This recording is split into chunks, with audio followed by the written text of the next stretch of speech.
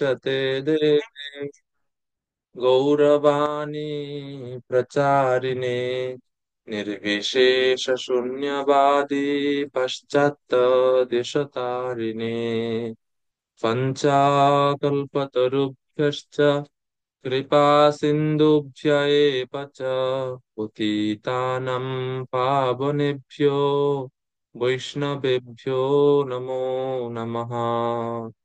हे कृष्ण करुणा सिंधु दीनबंधु जगत्पते गोपेश गोपिका कांत राधा कांत नमस्तुते तप्त कांचन गौरांगी राधे वृंदावनेश्वरी वृषभानुसुते देवी प्रणमामि हरिप्रिये नीलाचल निवासाय नित्याय परमात्मने बलभद्र सुभद्रभ्यं जगन्नाथाय ते नमः। जय श्री कृष्ण चैतन्य प्रभु नित्यानंद श्री अद्वैत गदाधर श्रीवासदि गौर भक्त वृंदा हरे कृष्णा कृष्णा कृष्णा हरे हरे हरे राम राम राम हरे हरे। ओम नमो भगवते वासुदेवाय। ओम नमो भगवते वासुदेवाय। ओम नमो भगवते वासुदेवाय। नारायणं नमस्कृत्य नरं चैव नरोत्तमं देवीं सरस्वतीं व्यासं ततो जयमुदीरयेत् मूकं करोति वाचालं पङ्गुं लङ्घयते गिरिं यत्कृपातमहं वन्दे श्रीगुरुदिनतारिणं परमानन्दमाधवं श्रीचैतन्येश्वरम्। नमो विष्णुपादाय कृष्णपृष्ठाय भूतले श्रीमते जयपताका स्वामिनीति नामिने नमाचार्यपादाय नितये कृपापदयिने गौरकथा धामदाय नगरग्रामचारिणे। हरे कृष्ण। আজ পবিত্র আহ মোহিনী একাদশী তিথি। তো একাদশী তিথিতে আমরা শুরু করছি উপদেশামৃত গ্রন্থ। তো শ্রীল রূপ গোস্বামী এই উপদেশামৃত গ্রন্থ তিনি রচনা করেছেন। আপনাদের এখানে আহ, আপনারা কারা কারা উপদেশামৃত গ্রন্থ মানে আগে পড়েছেন? এমন না যে নতুন আজকে পড়বেন, আগে পড়ছেন এরকম কারা কারা আছে একটু হ্যান্ড রেজ করেন তো। আরেকটা বিষয় হচ্ছে এই জুম অ্যাপ ব্যবহার করতে অনেকে অভ্যস্ত না। গতকালকে দেখলাম যে মিউট আর মিউট করতে অসুবিধা হয়, তো আস্তে আস্তে একটু শিখে নিবেন। এটা যেহেতু ক্লাস করছেন অনেকদিন করতে হবে ক্লাস জুমে, এটা একটু যান্ত্রিক ব্যাপার, তো একটু দেখলেই পারবেন। যখন আমরা বলি জুমে হ্যান্ড রেজ করা, হ্যান্ড রেজ মানে আপনি যদি এরকম হ্যান্ড রেজ করেন তো আমি হয়তো নাও দেখতে পারি। এই জন্য ওই জুমের মধ্যে এখানে হ্যান্ড রেজ করার মানে হাত উঠানোর একটা অপশন আছে, যে অনেক বক্তারা দেখেন হ্যান্ড রেজ করছে এরকম। তো এটা করতে পারলে তাইলে মানে আপনি আরো ভালো হবে। আপনি কিছু বলতে চাইলে, যেমন এখন আপনারা যদি কিছু বলতে চান আপনি বলতে পারবেন না, আপনার মাইক বন্ধ করা আছে আমাদের এখান থেকে। তো আপনি হ্যান্ড রেজ করলে আমি বুঝতে পারবো যে আপনি কিছু বলতে চান, আপনার কোনো প্রশ্ন আছে। যেমন আমরা আলোচনার মধ্যে যদি আপনি কোনো কিছু বুঝতে অসুবিধা হয় যে প্রশ্ন আছে প্রভু, কিন্তু আপনি বলতে পারবেন না, এখন আপনার কথা আসবে না। তো তখন আপনি কি করবেন, হ্যান্ড রেজ করবেন। হ্যান্ড রেজ করলে আমি বুঝতে পারবো যে আপনি কোনো কিছু জিজ্ঞেস করতে চাচ্ছেন। তখন আমি আপনাকে বলা মানে আপনি যখন বলবেন আপনার মাইকটা অন করার এখান থেকে আমি পারমিশন দিব। তো এরকম আর কি, জুমটা ঠিক এরকম। এটা প্রায় অনেকটা ক্লাসরুমের মতোই অনেকটা। তো এটা একটু শিখে নিবেন না ভক্তগণ। তো অনেক ভক্তরা হ্যান্ড রেজ করছেন, ধন্যবাদ আপনাদের যে উপদেশ সমিত পড়া আছে। অনেক ভালো। আমরা উপদেশ সমিত গ্রন্থ মানে অধ্যয়নের পূর্বে আমরা শ্রীল রূপ গোস্বামী, যিনি এই উপদেশামৃত গ্রন্থের রচয়িতা, এটা লিপিবদ্ধ করছেন, ওনার সম্বন্ধে একটু আমরা সংক্ষিপ্ত ভাবে জানি। শ্রীল রূপ গোস্বামী পাদের জীবনী সম্বন্ধে সংক্ষিপ্ত ভাবে জেনে এরপরে আমরা শুরু করব আমাদের আজকের আলোচনা। তো যেটা আমরা মঙ্গলাচরণের সময় একটা মন্ত্র উচ্চারণ করি, শ্রী চৈতন্য মনোভীষ্টম স্থাপিতম येन ভূতলে স্বয়ং রূপ কদাহময়্যম দদাতি স্বপদান্তিকম। এই প্রণাম মন্ত্রটা হচ্ছে রূপ গোস্বামীর প্রণাম মন্ত্র। আমরা অজ্ঞানতে মেরান্দাসের পরে এই মন্ত্রটা উচ্চারণ করি। অনেক সময় অনেক ভক্তরা বুঝতে পারেন যে আসলে এটা কার প্রণাম মন্ত্র, এটা কোন কাকে আমরা প্রণাম করছি। এটা আসলে ছিল রূপ গোস্বামীর প্রণাম মন্ত্র। কেন আমরা এটা প্রথমেই উচ্চারণ করি, অন্য কোনো গোস্বামীদের মন্ত্র আমরা বলি না, কিন্তু এটা কেন বলি? কারণ হচ্ছে প্রভুপাদ যেটা বলছেন যে আমরা হচ্ছে রূপানুগ বৈষ্ণব সম্প্রদায়, এই জন্য আমরা গুরুদেবের প্রণাম মন্ত্রের পরে ওম অজ্ঞানতি যেটা বলি, এর পরে পরে আমরা রূপ গোস্বামীর প্রণাম মন্ত্র উচ্চারণ করি। আমরা রূপানুগ বৈষ্ণব। এই জন্য গড়িয়ে মানে ক্লাস করার উদ্দেশ্য না শুধুমাত্র সার্টিফিকেট পাওয়া, যেটা যেটা গতকালকে শুনছিলাম আমি আলোচনা, যে ব্রাহ্মণ দীক্ষা নিতে হবে এই জন্য ভক্তি শাস্ত্রী করতেছি, এটা একমাত্র উদ্দেশ্য হওয়া উচিত না। গীতা, উপদেশামৃত, এই গ্রন্থগুলো উপদেশামৃত বিশেষ করে এটা অনেক গুরুত্বপূর্ণ। এবং এটা গীতা, ঈশোপনিষদ, ভক্তি রসামৃত, সিন্ধুর পরে উপনিষদ এই উপদেশামৃত। এটা পড়ার মানে এটা এত গভীর, কেননা অল্প কথার মধ্যে অনেক কিছু রূপ গোস্বামী আমাদেরকে দিয়েছেন। তো এই জন্য অনেক গুরুত্বপূর্ণ, এটা প্রায় সময় আমাদের প্রতিদিনই পড়া উচিত অল্প কিছু অংশ এইখান থেকে। তো রূপ গোস্বামীর প্রণাম মন্ত্র আমরা বলে আমরা শুরু করি মঙ্গলাচরণ, কারণ আমরা হচ্ছে রূপানুগ বৈষ্ণব সম্প্রদায় আমরা। এটা রূপ গোস্বামীর রূপ এবং সনাতন গোস্বামীর জন্ম এবং কর্মস্থান সম্বন্ধে জীব গোস্বামী তিনি লঘু বৈষ্ণব দর্শনীতে জীব গোস্বামী নিজে ব্যাখ্যা করছেন, ওনাদের পরিচয় প্রদান করছেন। কেননা জীব গোস্বামী নিজেই হচ্ছেন রূপ এবং সনাতন গোস্বামীর ভাইয়ের ছেলে। রূপ গোস্বামী, সনাতন গোস্বামী ওনারা তিন ভাই। ওনাদের সর্বকনিষ্ঠ ভাই ছিল অনুপম। অনুপমের পুত্র হচ্ছে জীব গোস্বামী। এরকম। তো বলা হচ্ছে সেখানে যে কর্ণাট প্রদেশে শ্রী সর্বজ্ঞ জগৎগুরু নাম করে একজন ব্রাহ্মণ তিনি বাস করতেন দ্বাদশ শতাব্দীতে। দ্বাদশ শতাব্দী। তো সেই সর্বজ্ঞ জগৎগুরু, ওনার পুত্র হচ্ছে অনিরুদ্ধ। এবং এই অনিরুদ্ধের দুই পুত্র, একজন হচ্ছে রূপেশ্বর এবং আরেকজন হচ্ছে হরিহর। এই অনিরুদ্ধের দুই যে পুত্র, রূপেশ্বর, রূপেশ্বর ছিলেন শাস্ত্রে অত্যন্ত বিচক্ষণ, অত্যন্ত পারদর্শী, সমস্ত শাস্ত্রে পারঙ্গত ছিলেন। আর হরিহর যিনি, তিনি হচ্ছেন অস্ত্রে পারদর্শী ছিলেন। একজন হচ্ছে শাস্ত্র, আর একজন হচ্ছে শস্ত্র বা অস্ত্র শস্ত্র, অস্ত্র চালনাতে খুবই পারদর্শী ছিলেন হরিহর। তো এই যে রূপেশ্বর, ওনার পুত্র হচ্ছেন শ্রী পদ্মনাভ। সেই পদ্মনাভের ওনার আহ পাঁচ পুত্র, পাঁচটি পুত্র। পদ্মনাভের পুত্র হচ্ছে পাঁচজন: পুরুষোত্তম, জগন্নাথ, নারায়ণ, মুরারি এবং মুকুন্দ। এই পাঁচ পুত্র এবং 18টি কন্যা। তো এই পাঁচ পুত্রের মধ্যে যিনি সর্বকনিষ্ঠ, অর্থাৎ মুকুন্দ, মুকুন্দ দেবের পুত্রের নাম হচ্ছে শ্রী কুমার দেব। শ্রী কুমার দেবের পুত্র রূপে তিন পুত্র জন্মগ্রহণ করে। সেই তিন পুত্র হচ্ছে সনাতন গোস্বামী, রূপ গোস্বামী এবং শ্রী বল্লভ বা অনুপম। অনুপমের আরেক নাম হচ্ছে শ্রী বল্লভ। এই তিনজনই ছিলেন পরম বৈষ্ণব। এবং সেই অনুপম বা শ্রী বল্লভেরই পুত্র হচ্ছেন শ্রীল জীব গোস্বামী। এইভাবে বংশ পরম্পরাটা বর্ণনা করা হয়েছে শাস্ত্রে।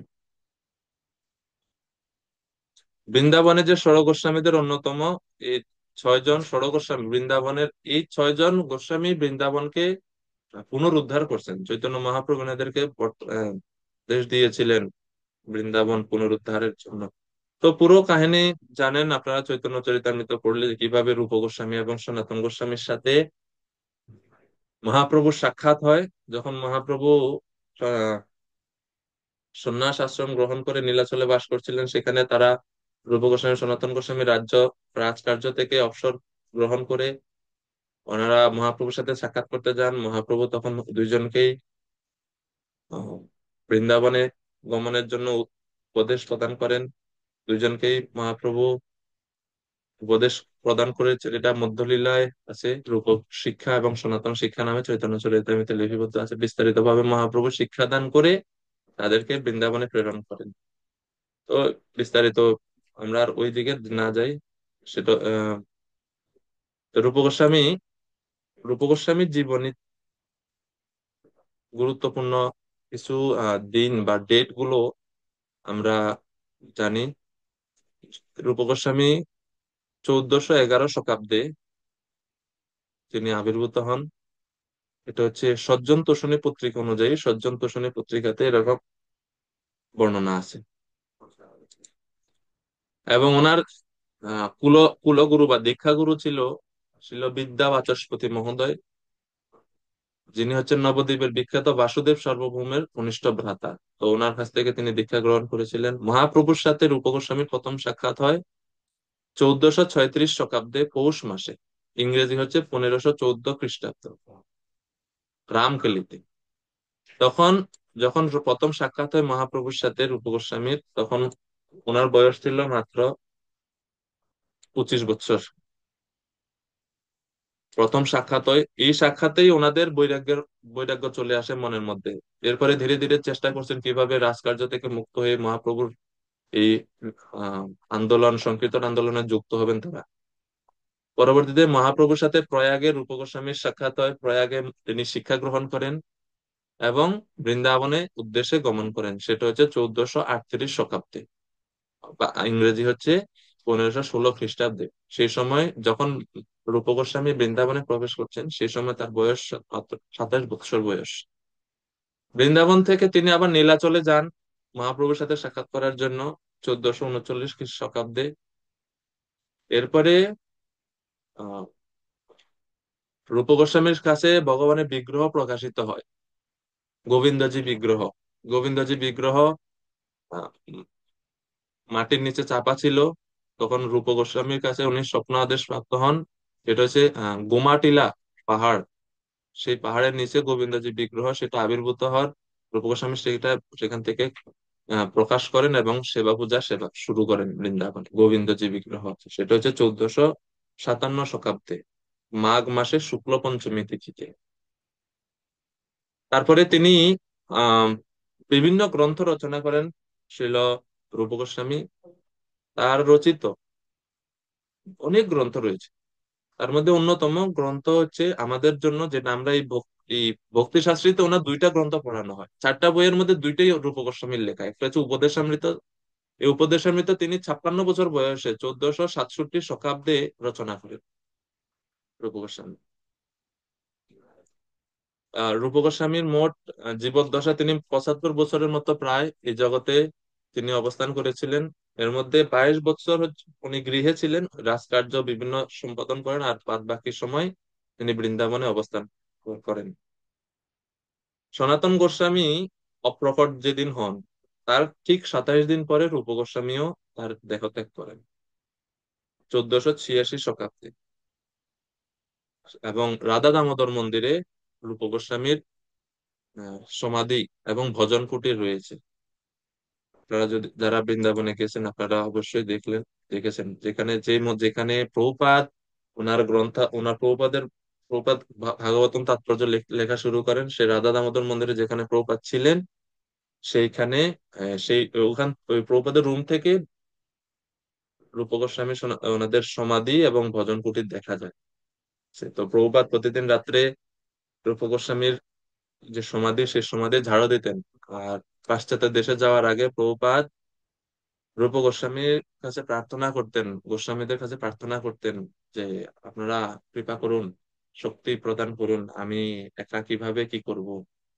তো তখন আমরা জানি এই লীলাটা, যে একদিন রূপ গোস্বামী তিনি প্রকাশিত হন ছিল প্রভুপাদের সামনে প্রকাশিত হয়ে আদেশ প্রদান করেন এবং আশীর্বাদ প্রদান করেন। এর পরবর্তীতে ধীরে ধীরে শিল প্রভুপাদ পাশ্চাত্য দেশে এই চৈতন্য মহাপ্রভুর বাণী প্রচারের জন্য তিনি গমন করেন।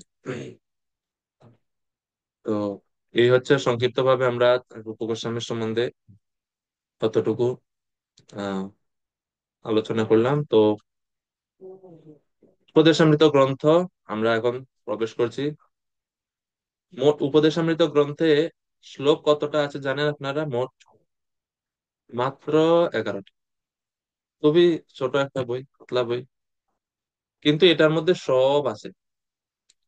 মানে সব আছে বলতে, ভক্তির জগতে সাধন ভক্তি থেকে শুরু করে শ্রদ্ধা সাধু সঙ্গ থেকে শুরু করে সর্বোচ্চ প্রেম স্তর পর্যন্ত প্রত্যেকটা স্তরের ভক্তদের জন্য উপদেশ এই ভক্তি রসামৃত সিন্ধু গ্রন্থে রয়েছে। আপনারা কারা কারা এই ভক্তির যে উন্নতির যে 9টা ক্রম আছে সেটা সম্বন্ধে জানেন, বা 9টা ক্রম বলতে পারবেন কারা কারা? কেউ একজন হাত উঠান যে প্রভু আমি জানি। সংস্কৃত শ্লোক না বলতে পারলে অসুবিধা নাই, বাংলা বললেও হবে, জাস্ট ক্রম গুলা।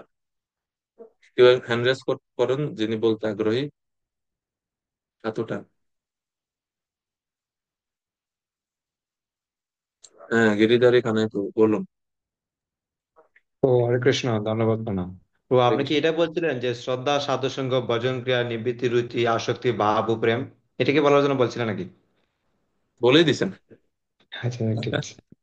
কিন্তু সিরিয়ালটা একটু গ্যাপ হয়ে গেছে। না, আমি তো ওইটা জাস্ট কারণ বলার জন্য বলছি, এই শ্রদ্ধা, আমরা সাধু যখন সঙ্গ। বলি ভক্তির উন্নতির ক্রম, ভক্তির উন্নতির ক্রম এটাই আদৌ। হ্যাঁ, এখন সিরিয়ালি বলে, আমরা সবাই একটু শুনি আপনার কাছ থেকে কোনটার পর কোনটা। শ্রদ্ধা শুরু করে। ও হ্যাঁ, এখন এখন অন করতে পারবেন। হরে কৃষ্ণ। প্রথম হচ্ছে শ্রদ্ধা, হুম। তারপরে সাধু সঙ্গ, হুম। তারপরে ভজন ক্রিয়া, তারপর হুম। নিবৃত্তি, নিবৃত্তি, কি নিবৃত্তি? তারপরে কি আহ নিবৃত্তি? নিবৃত্তি খালি না, এটার আগে আরেকটা শব্দ আছে, অনর্থ নিবৃত্তি। অনর্থ নিবৃত্তি, তারপরে হ্যাঁ। রুচি, তারপরে হচ্ছে না, আসক্তি, অনর্থ ভাব, নিবৃত্তির প্রেম। পরে আরেকটা রয়ে গেছে, 9টা হয়নি এখনো, একটা বাকি রয়ে গেছে আপনার। অনর্থ নিবৃত্তির পরে হচ্ছে নিষ্ঠা, নিষ্ঠার নিষ্ঠা, পরে হচ্ছে সবসময় রুচি, আসক্তি, নিষ্ঠা, ভাব আসক্তি, এবং ভাব ও প্রেম। হ্যাঁ। খুব ভালো, ধন্যবাদ গিরিধারী প্রভুকে। তো এই হচ্ছে 9টা আহ, স্তর। এবং এই শ্লোকটাও খুব সুন্দর, আপনারা চাইলে শ্লোক সহ আহ, মুখস্থ করতে পারেন। অত শ্রদ্ধা তত সাধু সঙ্গ অত ভজন ক্রিয়া, এইভাবে রয়েছে শ্লোক। তো এই যে 9টা স্তর, সেই 9টা স্তরের ভক্তদের জন্য কোন স্তরের ভক্ত কিরকম ভাবে সাধন ভক্তি করবেন, আচরণ করবেন, সেই সম্বন্ধে উপদেশ দিয়েছেন। গ্রন্থের নামই হচ্ছে উপদেশ অমৃত। স্বাভাবিকভাবে যখন আমাদের বড়রা কেউ আমাদেরকে উপদেশ দেয়, ও উপদেশটা আসলে অমৃত মনে হয় কি? যখন কেউ উপদেশ দিতে আসে তখন মনে হয় এই কোনো খাম নাই, খালি জ্ঞান দেয়, খালি জ্ঞান দেয়। তো উপদেশটা অনেক সময় আমাদের কাছে অমৃত না বিষের মতো মনে হয়। খালি গেলেই খালি খালি উপদেশ, এই করো এই করো এই করো এই করো, উপদেশ শুনতে শুনতে শুনতে শুনতে বিরক্ত হয়ে যায় আমরা অনেক সময়। কিন্তু রূপ গোস্বামী নামে দিয়েছেন উপদেশ অমৃত, এটা অমৃতের মতো। আমরা পড়ে দেখবো, জেনে জানবো কিভাবে আসলে এটা আসলে অমৃত। এবং এই উপদেশ আচরণ করার মাধ্যমে উপদেশগুলো আমরা যদি আমাদের জীবনে গ্রহণ করি, তাহলে আমরা অমৃতত্ব লাভ করতে পারি। অমৃত মানে কি আমাদের জন্য? আমরা তো আর দেবতাদের মতো অমৃত পান করতে চাই। আমাদের অমৃত মানে কি? আমাদের অমৃত মানে কৃষ্ণ, কৃষ্ণ ভক্তি রস, কৃষ্ণ ভক্তি রসের অমৃত।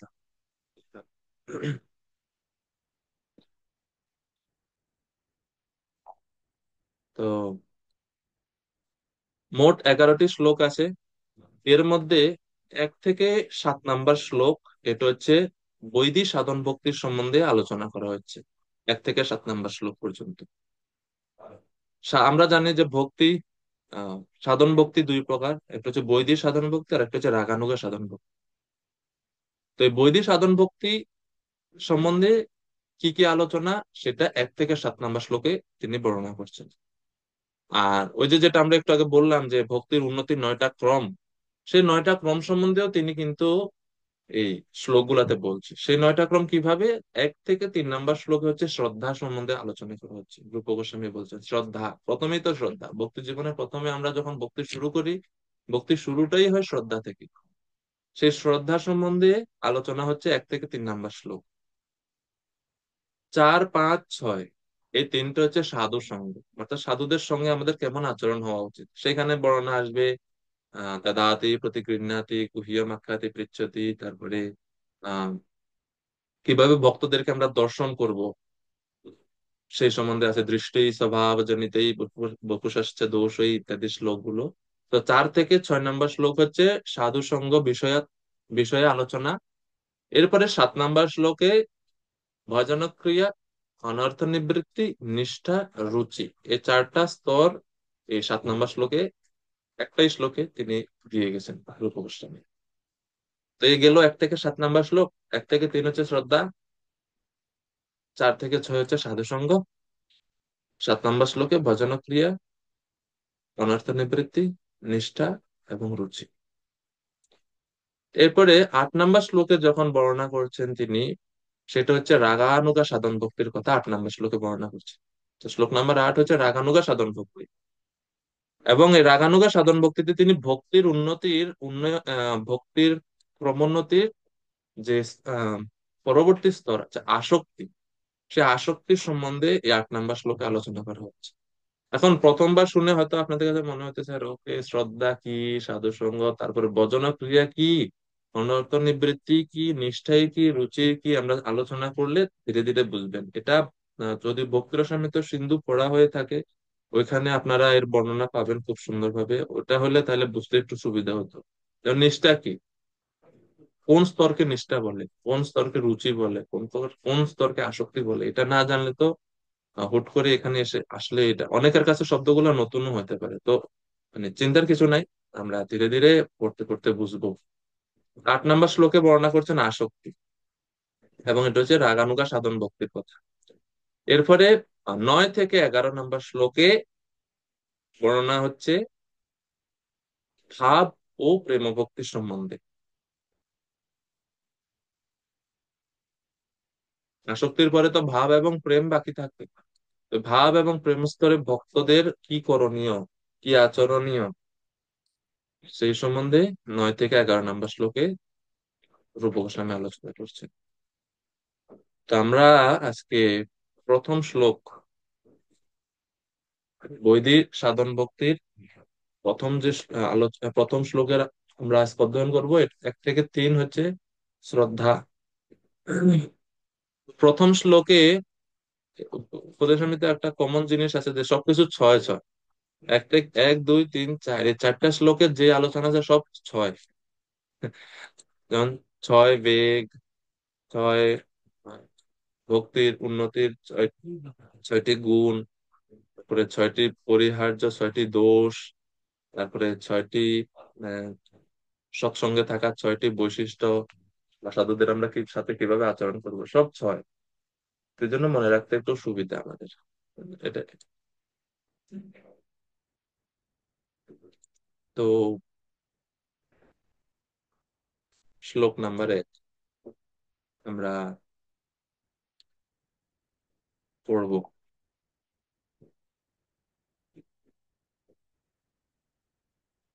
এখন আমরা কি শ্রদ্ধা জিনিসটা কি সেই সম্বন্ধে আলোচনা করব, না প্রথম শ্লোক থেকে শুরু করবো? ধীরে ধীরে বুঝতে পারবেন কি করবে। প্রথমে আমরা আহ গিরিধারী প্রভু বলুন। তো হরে কৃষ্ণ। আমাদের এই 8টি ভাব সহ 9টি স্তর সম্বন্ধে কৃপা করে আগে আলোচনা করুন, তারপরে শ্রদ্ধা থেকে শুরু হোক আমাদের। ঠিক আছে,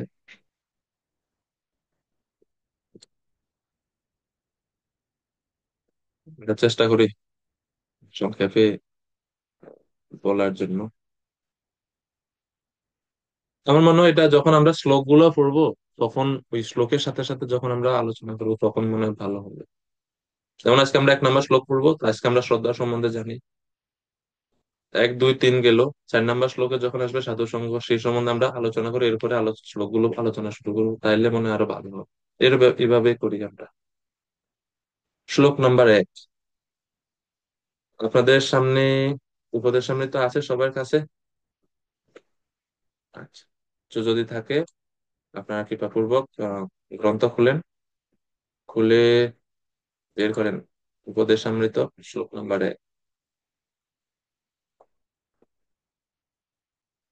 वाच वेगम मनसः क्रोध वेगम, जिह्वा वेगम उदर उपस्थ वेगम, एतान् वेगान् यो विषहेत धीरा, सर्वामपि मां पृथिवीं स शिष्यात्।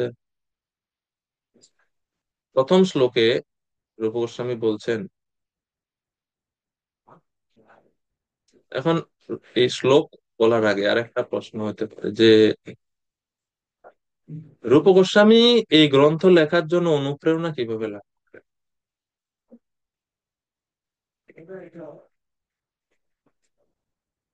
কেউ কি জানেন যে কেন রূপ গোস্বামী এই গ্রন্থ লিপিবদ্ধ করলেন?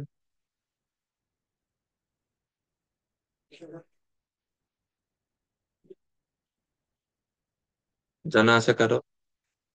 কারণ সব লেখকের তো গ্রন্থ লেখার পিছনে তো কোনো আহ, বিভিন্ন অনুপ্রেরণা কাজ করে, বিভিন্ন ঘটনা কাজ করে।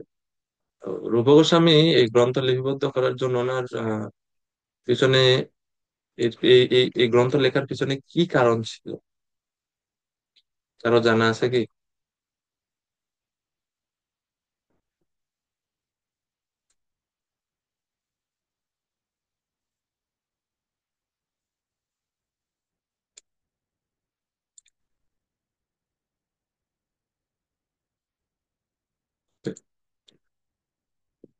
স্লাইড দেখা যাচ্ছে, দেখতে পাচ্ছেন? ঠিক আছে। তো এই গ্রন্থ লিপিবদ্ধ করার পিছনে যে ঘটনাটা, সেই ঘটনা হচ্ছে এখানে বর্ণনা করা হচ্ছে যে যখন গোস্বামী মহাপ্রভুর সাথে মিলিত হওয়ার জন্য জগন্নাথপুরীতে গমন করেন, সেখানে তিনি কিছুদিন অবস্থান করেছিলেন। তো একদিন, একদিন না, এক রাত্রিতে চৈতন্য মহাপ্রভু তিনি ভক্তদেরকে নিয়ে এক পূর্ণিমা রাত্রিতে, পূর্ণিমা ছিল, পূর্ণিমা সে পূর্ণচন্দ্র গগনে উদিত হলো এবং জ্যোৎস্না চারিদিকে খুব সুন্দর ছড়িয়ে পড়লো। এইভাবে ভক্তদেরকে নিয়ে মহাপ্রভু সমুদ্রের তীরে ভ্রমণ করতে গেলেন, কারণ পুরীর সামনেই বঙ্গোপসাগর, যেটা বাংলাদেশে রয়েছে বঙ্গোপসাগর, ওইটাই ওইখানে জগন্নাথপুরীতে। তো এই পূর্ণিমার জ্যোৎস্নায় যখন সমুদ্রের জল সুন্দরভাবে আন্দোলিত হচ্ছে, ছোট ছোট ঢেউ আসতেছে, এগুলা দেখে মহাপ্রভুর, এই সমুদ্রকে দেখে যমুনা এবং বৃন্দাবনের কথা স্মরণ হয়। তখন চৈতন্য মহাপ্রভু তীব্র কৃষ্ণ স্মরণ হওয়াতে তিনি এই সমুদ্রকে যমুনা এবং আহ, বৃক্ষ এবং বালির স্তূপ ছিল সমুদ্রের পাড়ে, সেটাকে তিনি বৃন্দাবন এবং গোবর্ধন বলে তিনি স্মরণ করছেন, আর খুবই উচ্চ স্বরে তিনি ক্রন্দন করছেন চৈতন্য মহাপ্রভু। এবং তিনি অচেতন হয়ে পড়েন এক পর্যায়ে।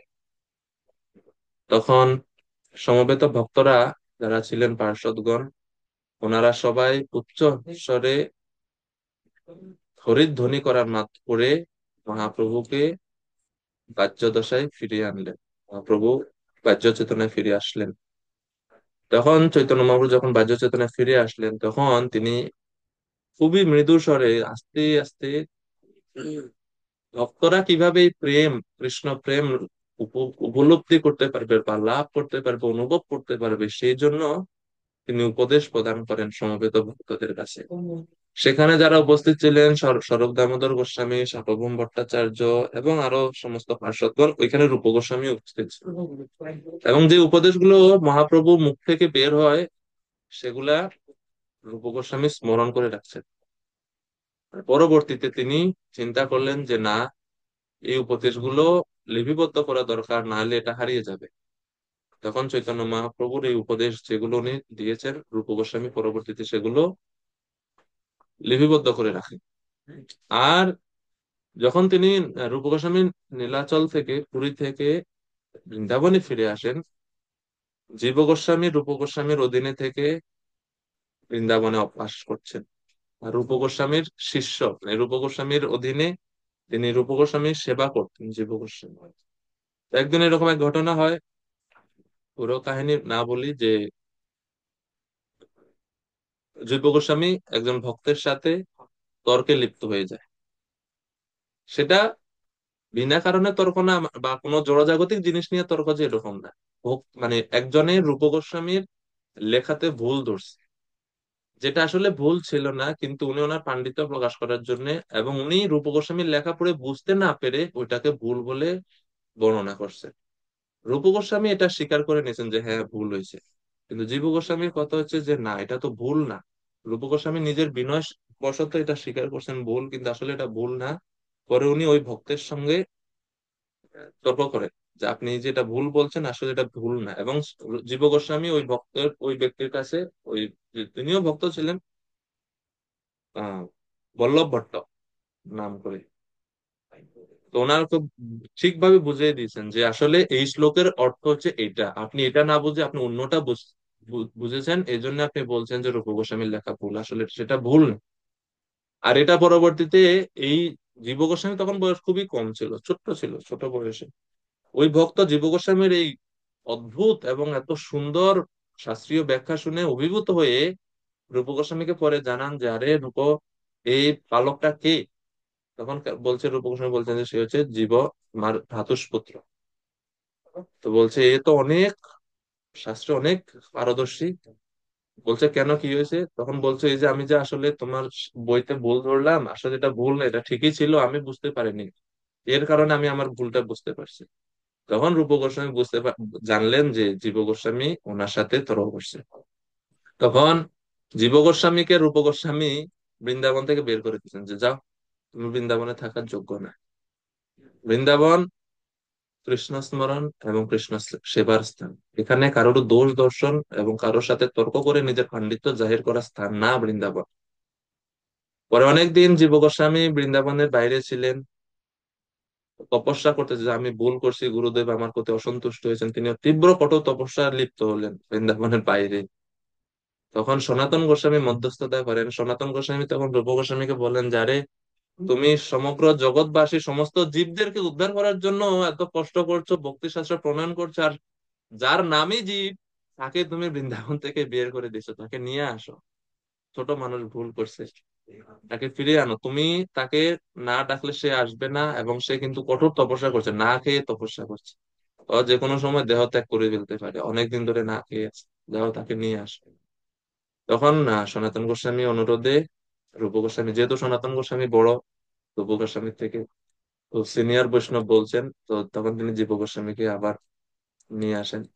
আর আনার পরে তিনি জীব গোস্বামীকে উপদেশ গুলা শুনেছেন, যে উপদেশ মহাপ্রভু দিয়েছিলেন, সেই পুরীতে যিনি মহাপ্রভুর কাছ থেকে যে উপদেশ পেয়েছেন, সেই উপদেশগুলাই, অর্থাৎ এই উপদেশামৃত, এটা জীব গোস্বামীকে তিনি বলেছিলেন। আর যেহেতু জীব গোস্বামী ওনার বাক্যের বেগ সংযত করতে পারেননি, এই জন্য প্রথম শ্লোকের প্রথম কথাটাই হচ্ছে বাচ বেগম, ভক্তদের এই ছয়টা বেগ আমাদের সংযত করা উচিত। তো এই হচ্ছে আহ, উপদেশামৃতের প্রথম শ্লোক বা উপদেশামৃত গ্রন্থ লেখার পিছনের কাহিনীটা।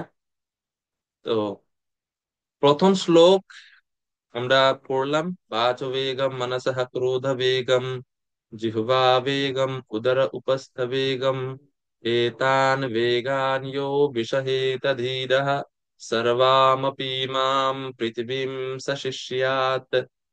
এই প্রত্যেকটা শ্লোকের সংস্কৃত শ্লোক উচ্চারণের বিশেষ নির্দিষ্ট ছন্দ আছে।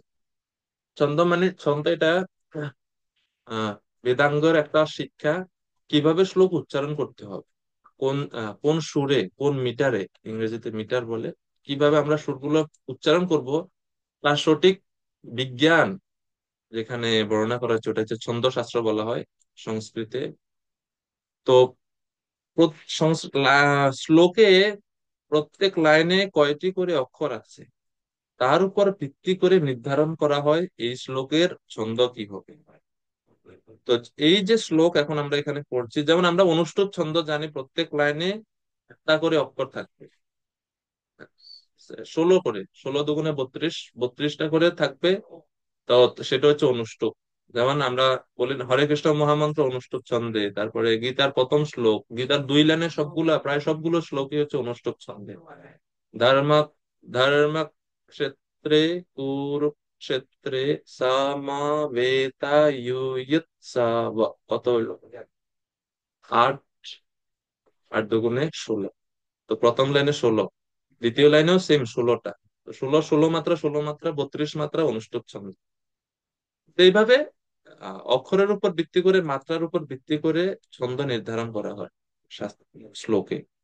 বিভিন্ন ছন্দের নাম আছে শাস্ত্রে, যেমন আম, শার্দূল বিক্রীড়িতম, বসন্ত তিলক, উপজাতি, তারপরে হচ্ছে হংসী, অনুষ্টুপ ছন্দ, ত্রিষ্টুপ ছন্দ, এরকম বিভিন্ন আহ, ছন্দের নাম আছে। তো যেমন ভাগবতমের প্রথম শ্লোক, কে কে এখানে মুখস্থ পারেন ভাগবতমের প্রথম শ্লোক? কেউ বলতে পারবেন এখন? যদিও না পারলেও অসুবিধা না, জাস্ট এমনিতেই আলোচনা প্রসঙ্গে জিজ্ঞেস করছি, ভাগবতমের প্রথম শ্লোক কারো মুখস্থ আছে? তো অনেক বড় শ্লোক এটা, মুখস্থ করতে অনেক কষ্ট হয় স্বাভাবিকভাবে, কিন্তু কারো কি আছে মুখস্থ, কেউ বলতে পারবেন? অভয়চরণ গৌরাঙ্গ প্রভু।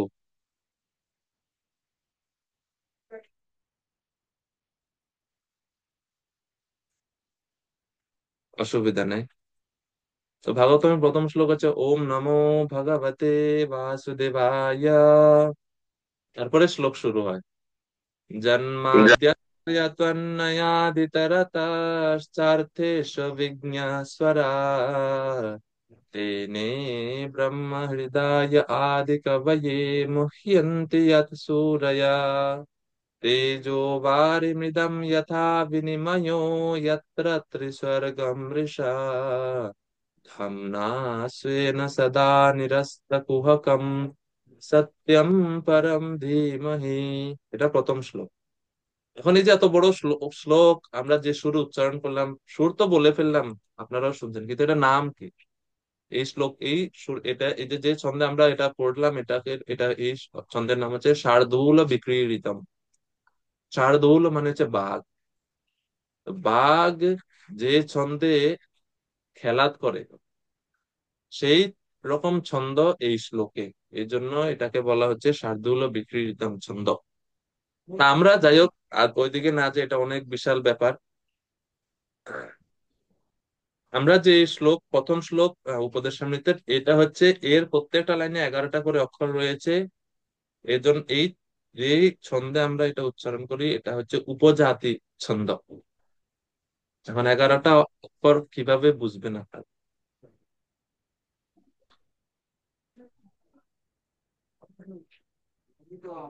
যেমন আমরা গণে দেখাই আপনাদেরকে প্রথম লাইনটা কিভাবে, 11টা অক্ষর আছে এখানে, বা মাত্রা 11টা মাত্রা কিভাবে, পা, চো, বে, কম, মানাসহ, ক্রোধ, বে, কম। 11টা হলো, প্রত্যেক লাইনে 11টা করে এরকম অক্ষর আছে, এই জন্য উপজাতি ছন্দ বলা হয় এটাকে।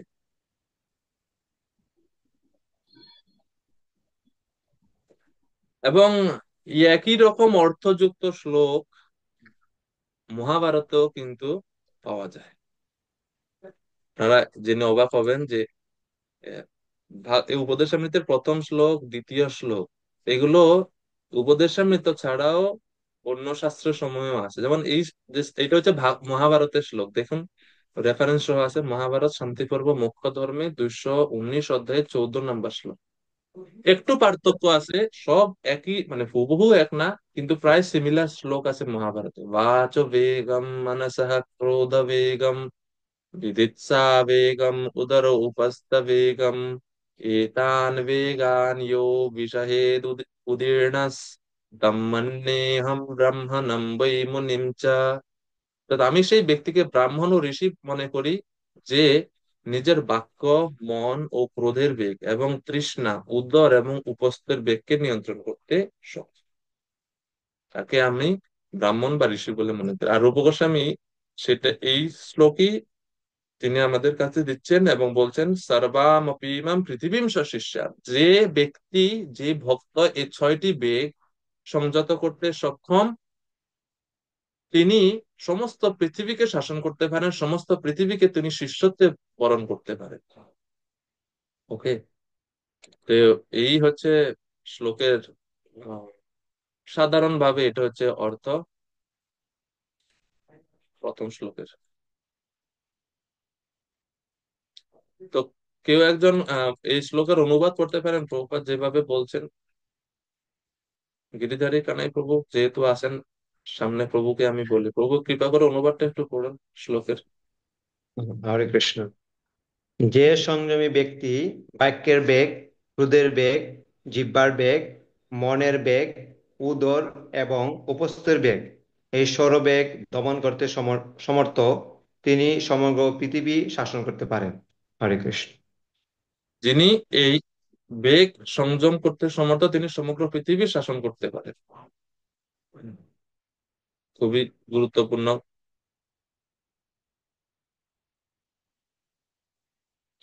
তো বেগ শব্দের অর্থ কি?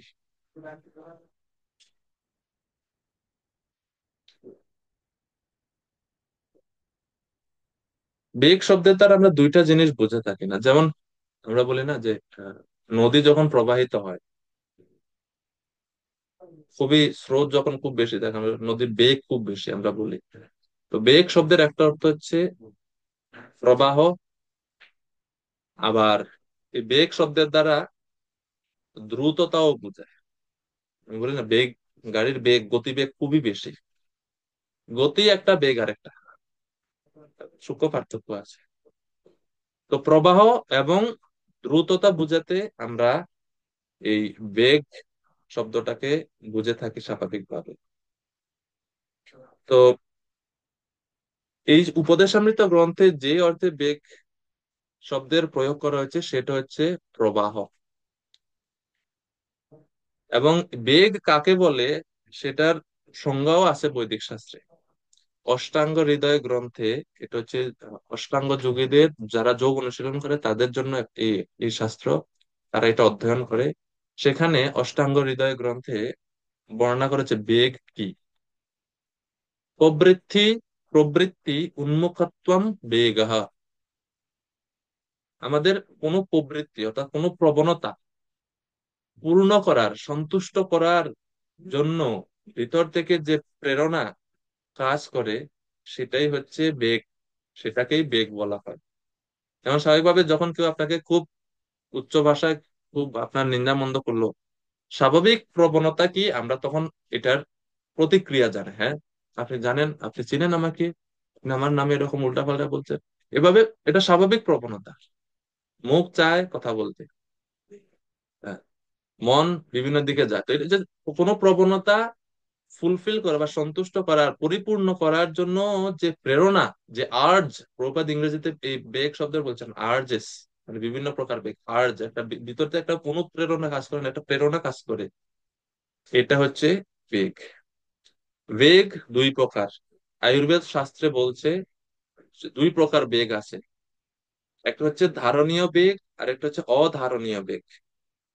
ধারণীয় বেগ কি? যে সমস্ত বেগ আমাদের সংযত করা উচিত। আমাদের শরীরে বিভিন্ন প্রকার বেগ আছে, কিছু কিছু বেগ সংযত করা উচিত বা ধারণ করে রাখা উচিত, সেগুলোকে বলা হয় ধারণীয় বেগ। আর কিছু কিছু বেগ শরীরের মধ্যে আছে যে বেগগুলো ধারণ করা উচিত না, থামানো উচিত না, সেগুলোকে বলা হয় অধারণীয় বেগ। অধারণীয় বেগ যেমন কি, আয়ুর্বেদ শাস্ত্র বলছে, আয়ুর্বেদ শাস্ত্র আলোচনা করে যে কিভাবে আমাদের শরীর সুস্থ থাকবে, কিভাবে আমরা চিরায়ু লাভ করতে পারি, আরোগ্য লাভ করতে পারি, নিরোগ, মানে শরীর রোগ মুক্ত হবে, এগুলো আয়ুর্বেদ শাস্ত্রের বর্ণনা, কি ওষুধ ইত্যাদি ইত্যাদি। তো সেখানে সুস্থ জীবনধারা, যে কিভাবে জীবনযাপন করলে আমরা অসুস্থতা থেকে মুক্ত থাকবো, সেই সম্বন্ধে আলোচনা করতে গিয়ে বলা হচ্ছে যে অধারণীয় বেগ কখনো ধারণ করা উচিত না। অধারণীয় বেগ কি? যেমন আয়ুর্বেদ শাস্ত্র বলছে যেমন অনেক সময় আমাদের কাশি, হাঁচি অথবা প্রস্রাব অথবা মল ত্যাগের বেগ হয়। যেমন আপনার প্রস্রাব যদি ধরে, প্রস্রাবে বেগ আসে, তার উচিত সাথে সাথে প্রস্রাব করতে যাওয়া। আপনি এটাকে কন্ট্রোল করবেন না। অনেক সময় আমরা অনেক কাজের জন্য বা অনেক ব্যস্ততার জন্য আমরা সংযত, মানে এটাকে সংযত করি, ধারণ করে রাখি, সহ্য করে থাকি যে একটু পরে যাই, একটু পরে যাই। কিন্তু এটা করা উচিত না, এটা করলে শরীর অসুস্থ হয়, শরীরে বিভিন্ন অঙ্গে, অর্গান গুলো ক্ষতিগ্রস্ত হয়। আয়ুর্বেদ শাস্ত্রের জন্য বলছে যে এগুলো হচ্ছে অধারণীয় বেগ, প্রস্রাবের বেগ, মলত্যাগের বেগ, এগুলো কখনো সংযত বা থামানো উচিত না। যখনই বেগ আসে আপনার যাওয়া উচিত। কিন্তু এখন রূপ গোস্বামী যে বেগের কথা এখানে বলছেন সেগুলো যে ধারণীয় বেগ, অর্থাৎ এই বেগগুলো আসবে, কিন্তু আপনার উচিত সেগুলোকে সংযত করা। এবং এই বেগ সংযত করা বলতে এমন না যে আপনাকে এটাকে মুখ বন্ধ করে আটকায় রাখবেন, না। বেগ অ্যাকচুয়ালি কখনো থামানো যায় না। যেমন নদী, আপনি নদীর বেগ কখনো আটকাতে পারবেন না। আপনি যদি বাঁধ তৈরি করেন, সে বাঁধেরকে অতিক্রম করে নদী প্রবাহিত হবে, অথবা একদিকে যদি বাধা পায়, নদীর জল আরেক দিকে যাওয়ার জন্য রাস্তা খুঁজবে। এটা হচ্ছে প্রবাহ। বেগ মানে প্রবাহ, এটা কখনো আপনি থামাতে পারবেন না। তো সংযত করা বলতে কি বোঝানো হচ্ছে? এতান বেগান ইয়ো বিষহেত। সংযত করা বলতে বোঝানো হচ্ছে যে এই বেগগুলোকে আমরা সঠিক দিকে পরিচালিত করব। ঠিক আছে, মানে সঠিক কার্যে। যেমন আহ জলের প্রবাহ, যেখানে যে সমস্ত জায়গাতে জল আছে সেদিকে তো জল দরকার হয় না। যেদিকে জল নাই, যে সমস্ত ক্ষেতে জল দরকার হয়, সেদিকে যদি আমরা জলের প্রবাহটা দিয়ে দিই, তাহলে সেটা কাজে লাগে। তো একই রকম ভাবে এই যে ছয়টা বেগ, বাক্যের বেগ, মনের বেগ, জিহ্বার বেগ, উদরের বেগ এবং উপস্থের বেগ, এই ছয়টা বেগকে আমরা সংযত করতে পারবো না। কারণ আপনি বাক্যের বেগ সংযত করা মানে কি আপনি কথা বলা বন্ধ করে দিতে পারবেন না। কিন্তু কথা বলাটাকে আমরা সঠিক দিকে, সঠিকভাবে, সঠিক মনোভাবে আমরা কথা বলতে পারি। তো বাক্যের বেগ সংযত করা মানে, মনের বেগ সংযত করা মানে, অথবা ছয় প্রকার বেগ সংযত করা মানে এগুলোকে সঠিক ব্যবহার করা, সঠিক দিকে পরিচালিত করা, শাস্ত্রীয় ভাবে পরিচালিত করা। অনর্থক মানে স্বেচ্ছাচারী ভাবে বা অনিয়ন্ত্রিত ভাবে এগুলোর ব্যবহার না করাই হচ্ছে ষড়বেগ সংযত করা। এবং খেয়াল রাখবেন যে রূপক গোস্বামী বলছেন 1, 2, 3, এই তিনটা শ্লোকের যে আলোচনা, এটা হচ্ছে ভক্তি জীবনে শ্রদ্ধার বিষয়।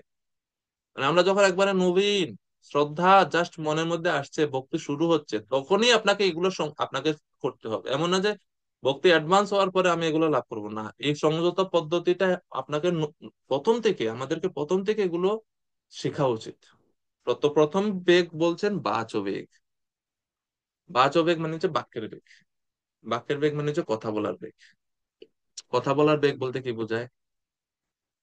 কেউ একজন বলেন যে কথা বলার বেগ মানে কি, কি হতে পারে? কারো কোনো ধারণা? 35 জন ভক্ত আছেন, আমি বাদে 34 জন। যে কেউ, অনেকে আছে বাংলাদেশ থেকে, অনেকে আবার ভারত থেকে। হ্যাঁ, হ্যাঁ, করুণা লক্ষ্মী মাতাজি, বলুন। হরে কৃষ্ণ। বাচ্চাদের বলতে আমরা এটা বুঝি, যেমন আমাকে একজন খুব কষ্ট দিয়ে কথা বলেছে, তো হুম। তদুত্তরে আমি তাকে মানে অকথ্য ভাষায় তাকে হুম। কোনো কথা বলা যাবে না।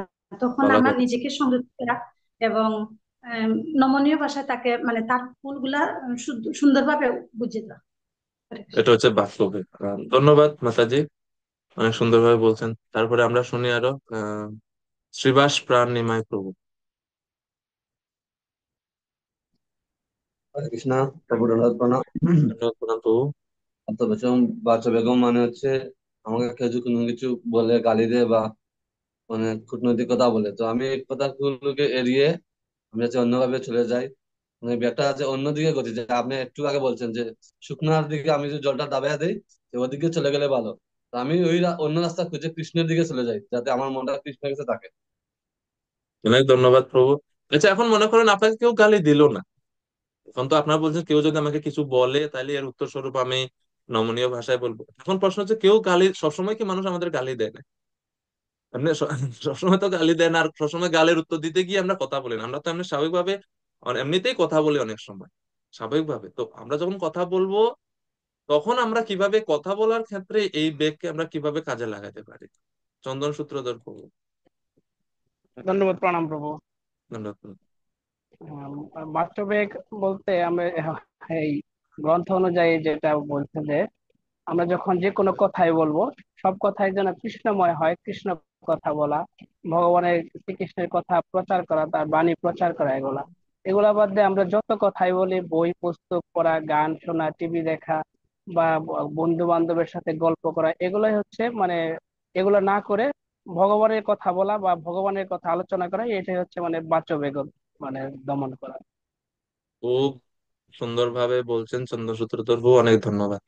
যে আহ, আমরা যখন কথা বলি, বাচ্য বেগ মানে হচ্ছে কথা বলার বেগ।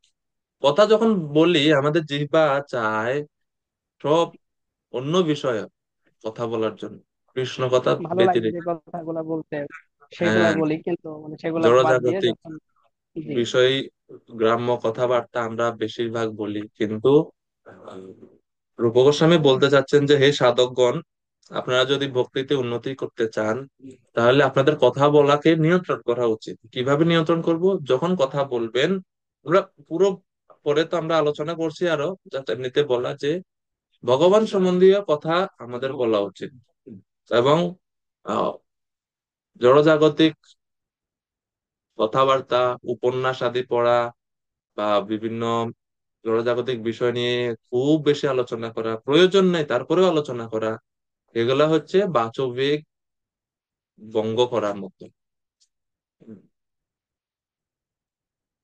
ঠিক আছে। তো আমরা আচার্যদের কাছ থেকে একটু জানি ওনারা কি বলছেন। আহ, ভক্তিবিনোদ ঠাকুর, তিনি ওনার মতে, উনি ওনার ভাষ্যতে ভক্তিবিনোদ ঠাকুর, ভক্তি সিদ্ধান্ত সরস্বতী ঠাকুর এবং শিল প্রভুপাদ, এই তিনজনেই ভক্তি রসামৃত সিন্ধুর উপরে, সরি, উপদেশামৃতের উপরে ভাষ্য রচনা করছেন। এই তিনজন, আরো আছে রাধারমণ গোস্বামী একজন আছেন, পূর্বতন এনাদেরও আরো আগের ভাষ্যকার তিনি। তিন চার জনের ভাষ্য আছে মোটামুটি। পরে আরো অনেক আচার্যরাই লিখছেন। তো ভক্তিবিনোদ ঠাকুর ওনার ভাষ্যে বলছেন বাচবেগ মানে কি, তিনি বলছেন ভূত উদ্বেগকারী বাক্যবেগ, অর্থাৎ অন্য জীবদেরকে কষ্ট দিয়ে যখন আমরা কথা বলি সেটা হচ্ছে বাচবেগের লঙ্ঘন করা, ভূত উদ্বেগকারী বাচবেগ। আর ভক্তি সিদ্ধান্ত সরস্বতী ঠাকুর বলছেন যে নির্বিশেষবাদীরা যে শাস্ত্রীয় জল্পনা কল্পনা করে, কর্মকাণ্ডীয় ব্যক্তিরা যে সকাম কর্ম বিষয়ক আলোচনা করে, এবং যারা ভোগীগণ, ভোগ আসক্তিতে যারা লিপ্ত, যারা কৃষ্ণ ইতর, মানে কৃষ্ণ ব্যতিরেকে যে সমস্ত কথাবার্তা, ভোগ বাসনা নিয়ে যারা তখন যারা কথাবার্তা বলে, সেগুলো হচ্ছে বাচো বেগ ভঙ্গ করা, এবং আমাদের সেগুলো করা উচিত না। ভগবত গীতায় ভগবান বলেছেন খুব সুন্দর একটা শ্লোকে যে কিভাবে আমাদের কথা বলা উচিত। কারো মনে আছে? কেউ বলতে পারবে গীতার কোন শ্লোকে ভগবান বলছেন কথা, আর্ট অফ স্পিকিং, কথা বলার কৌশল, কিভাবে কথা বলবো, গীতায় ভগবান বলছেন কোন শ্লোকে? কারো মনে আছে? কেউ বলতে পারবেন?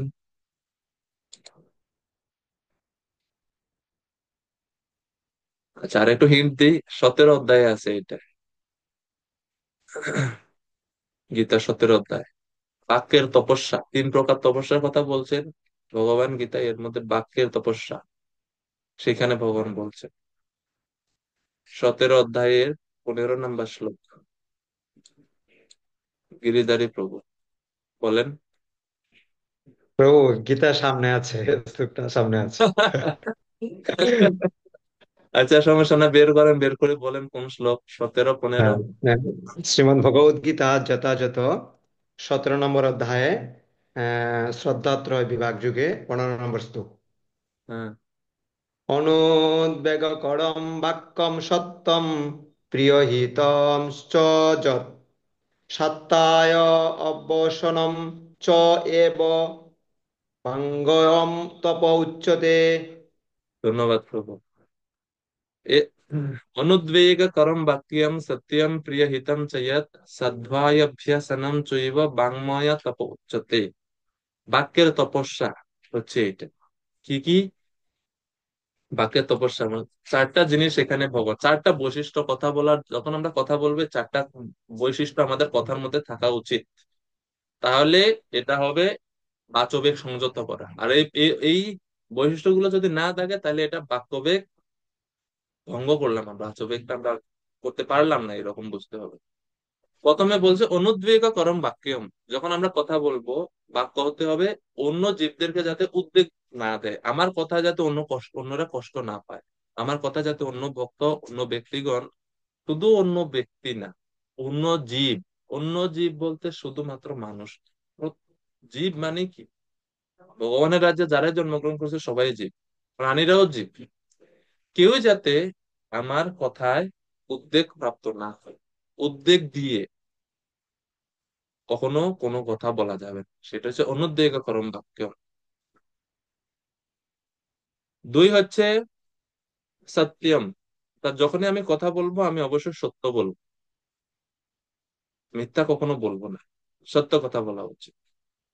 প্রিয় হিত, প্রিয় এবং হিত দুইটা এখানে, যখন আমরা কথা বলবো আমাদের কথাটা যাতে প্রিয় হয়, প্রিয় বলতে কি শ্রুতি মধুর হয়, শুনতে যাতে ভালো লাগে এরকম। হিত মানে হচ্ছে হিতকর, কল্যাণকর, আমার কথা যাতে আরেকজনের কল্যাণে, আরেকজনের মঙ্গলজনক হয়, আমার কথা আরেকজনের কাজে লাগে যাতে। আমি একজনের আরেকজন ভক্তের নিন্দা যদি একজনের কাছে গিয়ে বলি, এই নিন্দা শুনে ওই ব্যক্তির কি মঙ্গল হবে, কি ভালো হবে তার, এই নিন্দা শুনে কোনো ভালো হবে না। অর্থাৎ হিত বাক্য, অর্থাৎ আমার কথা যাতে আরেকজনের হিত কাজে লাগে, আরেকজনের হিত হয় আমার কথা শুনে, আরেকজনের মঙ্গল হয় আমার কথা শুনে। এই চারটা বৈশিষ্ট্য আমরা যখন কথা বলবো আমাদের কথা থাকতে হবে। এগুলো আজকে থেকে আমরা অনুশীলন শুরু করবো, এতদিন আমরা জানতাম না, করিনি, কোনো অসুবিধা নেই, কিন্তু আজকে থেকে এগুলো আমরা অ্যাপ্লাই করবো আমাদের জীবনে। কাউকে উদ্বেগ দিয়ে কথা বলবো না, সত্য কথা বলবো। প্রিয়, অর্থাৎ কথাটাও যাতে সত্যই যে বলবো, অনেক সময় সত্য কথা, সত্য কথাও খুব হার্শলি আমরা বলি, খুব কঠিন, মানে শোনায়, ভালো শোনায় না। তো সত্যই যখন বলবো, সত্যটাও যাতে শ্রুতি মধুর হয় সেই রকম। আর হচ্ছে হিত, মানে আরেকজনের মঙ্গলে যাতে কাজে লাগে আমার কথা, এরকম থাকতে হবে। আর যখন এইরকম বৈশিষ্ট্য থাকবে না কথার মধ্যে, তখন কথাই বলা উচিত না, তখন মৌন থাকা উচিত, চুপ থাকা উচিত। যে যখন আমি কথা বলতে গিয়ে দেখতে পাচ্ছি যে এই চারটা জিনিস আমি আমি এই চারটা বৈশিষ্ট্য আমার থাকছে না, তখন আপনি চুপ থাকেন অথবা শাস্ত্র পড়েন। এই জন্য দ্বিতীয় লাইনে ভগবান বলছেন সাধ্যায় অভ্যাসনম, যখন আরেকজনের সাথে কথা বলার দরকার হয় না তখন চুপ থাকেন অথবা গ্রন্থ আদি পড়েন। সাধ্যায় অভ্যাসনম চৈব বাংময় তপস্যা, এটা হচ্ছে বাক্যের তপস্যা, এটা হচ্ছে বাক্যের তপস্যা। প্রপাত, এখন আপনারা আপনাদের সামনে আছে, তাৎপর্যের দিকে যান।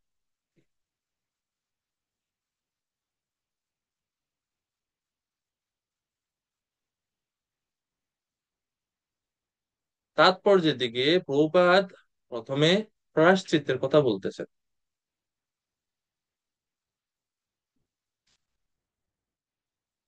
এখন এটার একটা ছোট্ট প্রশ্ন রাখবো আমি আপনাদের কাছে, যে শ্লোকের বিষয় হচ্ছে বাচবেগ, মনোবেগ, ক্রোধবেগ, জিহ্বার বেগ, উদরের বেগ, উপস্থ বেগ সংযত করার বিষয়। প্রভুপাদ তাৎপর্য শুরু করছেন প্রায়শ্চিত্ত নিয়ে। কেন প্রভুপাদ প্রায়শ্চিত্ত নিয়ে, প্রায়শ্চিত্তের কথা বলছেন শুরুতে, বাচবেগের কথা বলবেন শুরুতে, বা বেগ সম্বন্ধে বলবেন, প্রভুপাদ তাৎপর্য শুরু করছেন প্রায়শ্চিত্ত নিয়ে। কেউ কি বলতে পারেন, বা কেউ কি চিন্তা করে বের করতে পারবেন যে কেন প্রভুপাদ এই প্রায়শ্চিত্তের কথা বলতেছেন? এর মানে কি প্রভুপাদ উল্টাপাল্টা কথা বলেন, তাৎপর্যে প্রাসঙ্গিক কথা বলেন না কি প্রভুপাদ, যে মনে আসছে প্রায়শ্চিত্তের কথা এই জন্য প্রভুপাদ বলে দিয়েছেন এখানে, এরকম কি? না আসলে কোনো কারণ আছে? কি মনে করেন আপনারা? কারণ আমরা যেহেতু এখন প্রভুপাদের কাছ থেকে শিখছি, প্রভুপাদ হচ্ছেন আমাদের পরম শিক্ষাগুরু, তো ওই জন্য তো বুঝে উচিত। কেউ যদি আপনার জিজ্ঞেস করে, আরে শ্লোক হচ্ছে বেগের বিষয়ে, বেগ সংযতের বিষয়ে, প্রভুপাদ শুরু করছেন প্রায়শ্চিত্তের কথা, কি? অনেক ভক্তরা ভিডিওই বন্ধ, 5-6 জন। হ্যাঁ, রঙ্গদেবী মাতাজি। হরে কৃষ্ণ, প্রণাম প্রভু। এখানে ছিল প্রভুপাদ বলতে চেয়েছেন যে এই বেগগুলো যদি আমরা দমন করতে না পারি তাহলে আমাদের জীবনে অনেক সমস্যা আসতে পারে এবং পরে গিয়ে আমরা প্রায়শ্চিত্ত করি। তা যাতে আমরা প্রায়শ্চিত্ত না করি সেই জন্য হয়তো উনি মানে আগে আমাদের বুঝাতে চেষ্টা করেছেন যে এই বেগগুলো আমরা দমন করি। অনেক ধন্যবাদ রঙ্গদেবী মাতাজি, অনেকটা কাছাকাছি,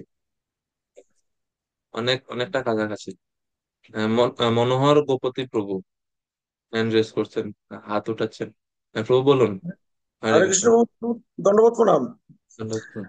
প্রভু, আমাদের এই ভগবানের সান্নিধ্য অর্থাৎ বৈষ্ণব হওয়ার যে গুণ, তার মধ্যে আমাদেরকে প্রথমত সরল হম। সরল হতে হবে এবং সহ্য ক্ষমতাটা খুব বাড়াতে হবে। আচ্ছা। তাহলে আমরা খুব সুন্দর ভক্তি করতে পারবো। হম। তো তো সেটা কিভাবে প্রভুপাদ যে যে প্রায়শ্চিত্ত বিষয়ে যে প্রভুপাদ তাৎপর্য শুরুতে আলোচনা করছেন, এটার উত্তর কিভাবে হয়? আমরা তো সরল সহ্য করতে হবে সেটা তো আমরা বুঝলাম, কিন্তু প্রভুপাদ কেন তাৎপর্য শুরু করছেন প্রায়শ্চিত্ত নিয়ে, প্রায়শ্চিত্তের কথা কেন আলোচনা করছেন, এটা আমার প্রশ্ন আপনাদের সবার কাছে। প্রায়শ্চিত্ত মানে নিজের ভুলটাকে সংশোধন করে নেওয়া। শ্লোক বলছে বেগের বিষয়, বেগ সংযতের বিষয়ে, তা ভুল কি এখানে? প্রায়শ্চিত্ত মানে কি? আমি পাপ করলাম, পাপের প্রায়শ্চিত্ত করে। প্রভুপাদ এখানে সেটা প্রায়শ্চিত্ত বিষয়ে বলছেন যে প্রায়শ্চিত্ত যখন যারা করে, একবার করে প্রায়শ্চিত্ত, পাপ থেকে মুক্ত হয়, এরপরে আবার পাপ করে, আবার প্রায়শ্চিত্ত করে, এভাবে বলছেন প্রভুপাদ যে এই সমস্ত প্রায়শ্চিত্ত এগুলো আসলে কোনো মানুষকে শুদ্ধ করতে পারে না। এটা হচ্ছে মূল আলোচনা। তারপর যে বলছেন প্রভুপাদ এর মূল কারণ কি, কেন এটা নিয়ে শুরু করছেন। অরঙ্গদেবী মাতাজি অনেক সুন্দরভাবে বলছেন। অনেকটা চলে আসছিল কাছাকাছি, কৃষ্ণ প্রিয় শ্রীধাম প্রভু। হরে কৃষ্ণ।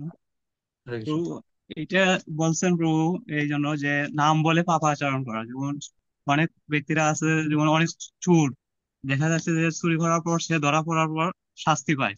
শাস্তি পাওয়ার পরে দেখা যাচ্ছে যে সে আবার শাস্তির মেয়াদ শেষ হওয়ার পর আবার তারপর চুরি সে করে। বের হয়ে আবার সে একই রকম কাজ করে। মানে যেটা হম। বলা হয় নাম বলে পাপ আচরণ করা।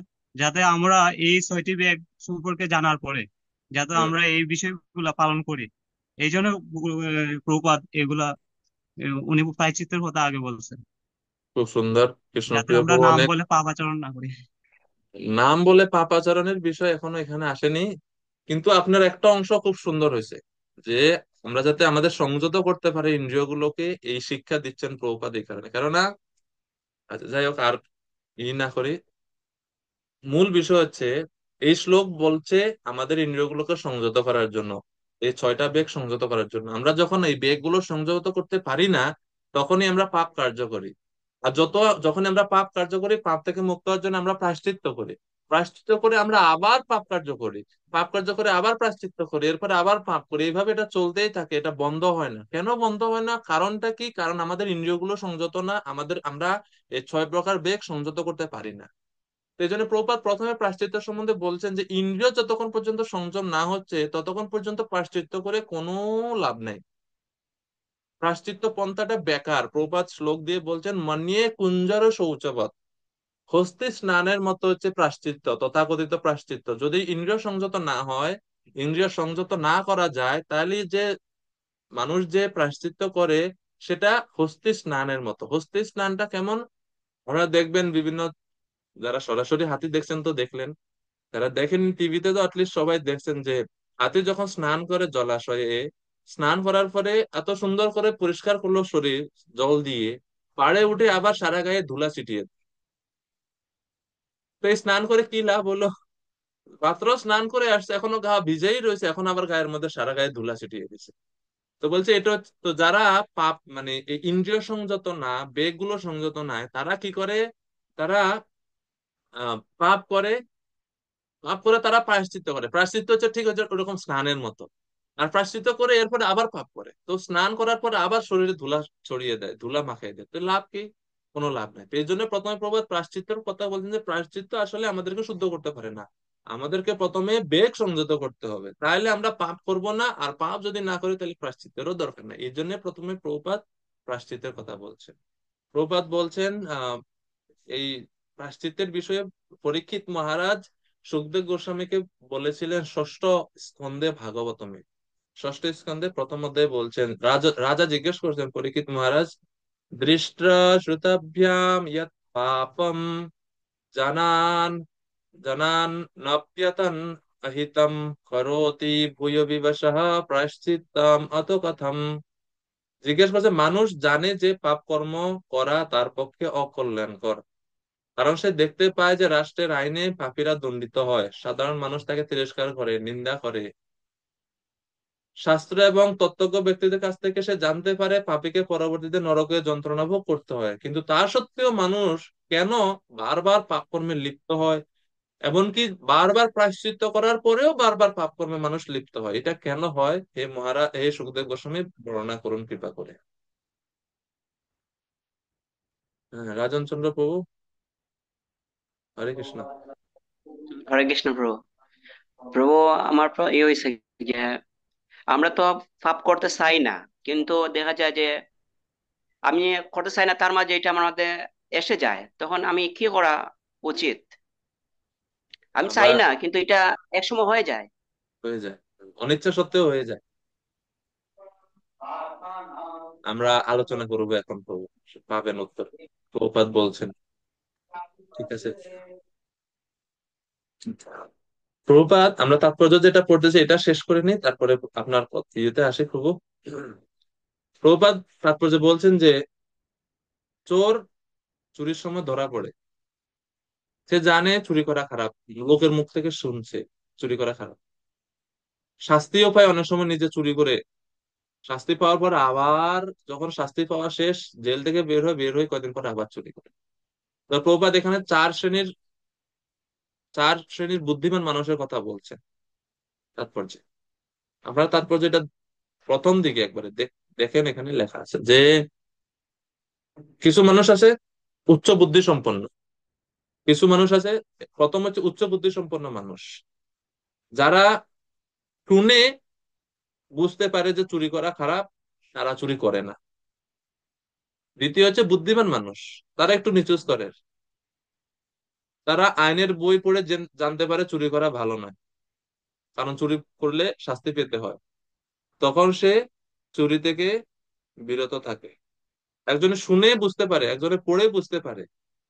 অল্প বুদ্ধি সম্পন্ন তৃতীয় শ্রেণীর বুদ্ধিমান মানুষ আছে যারা অল্প বুদ্ধি সম্পন্ন, সে ওই শুনে পড়ে বুঝতে পারে না, যখন সে চুরি করে ধরা পড়ে যখন পুলিশের হাতে মাইর খায়, এরপরে সে বুঝে চুরি করাটা ভালো না রে ভাই, চুরি করবো না।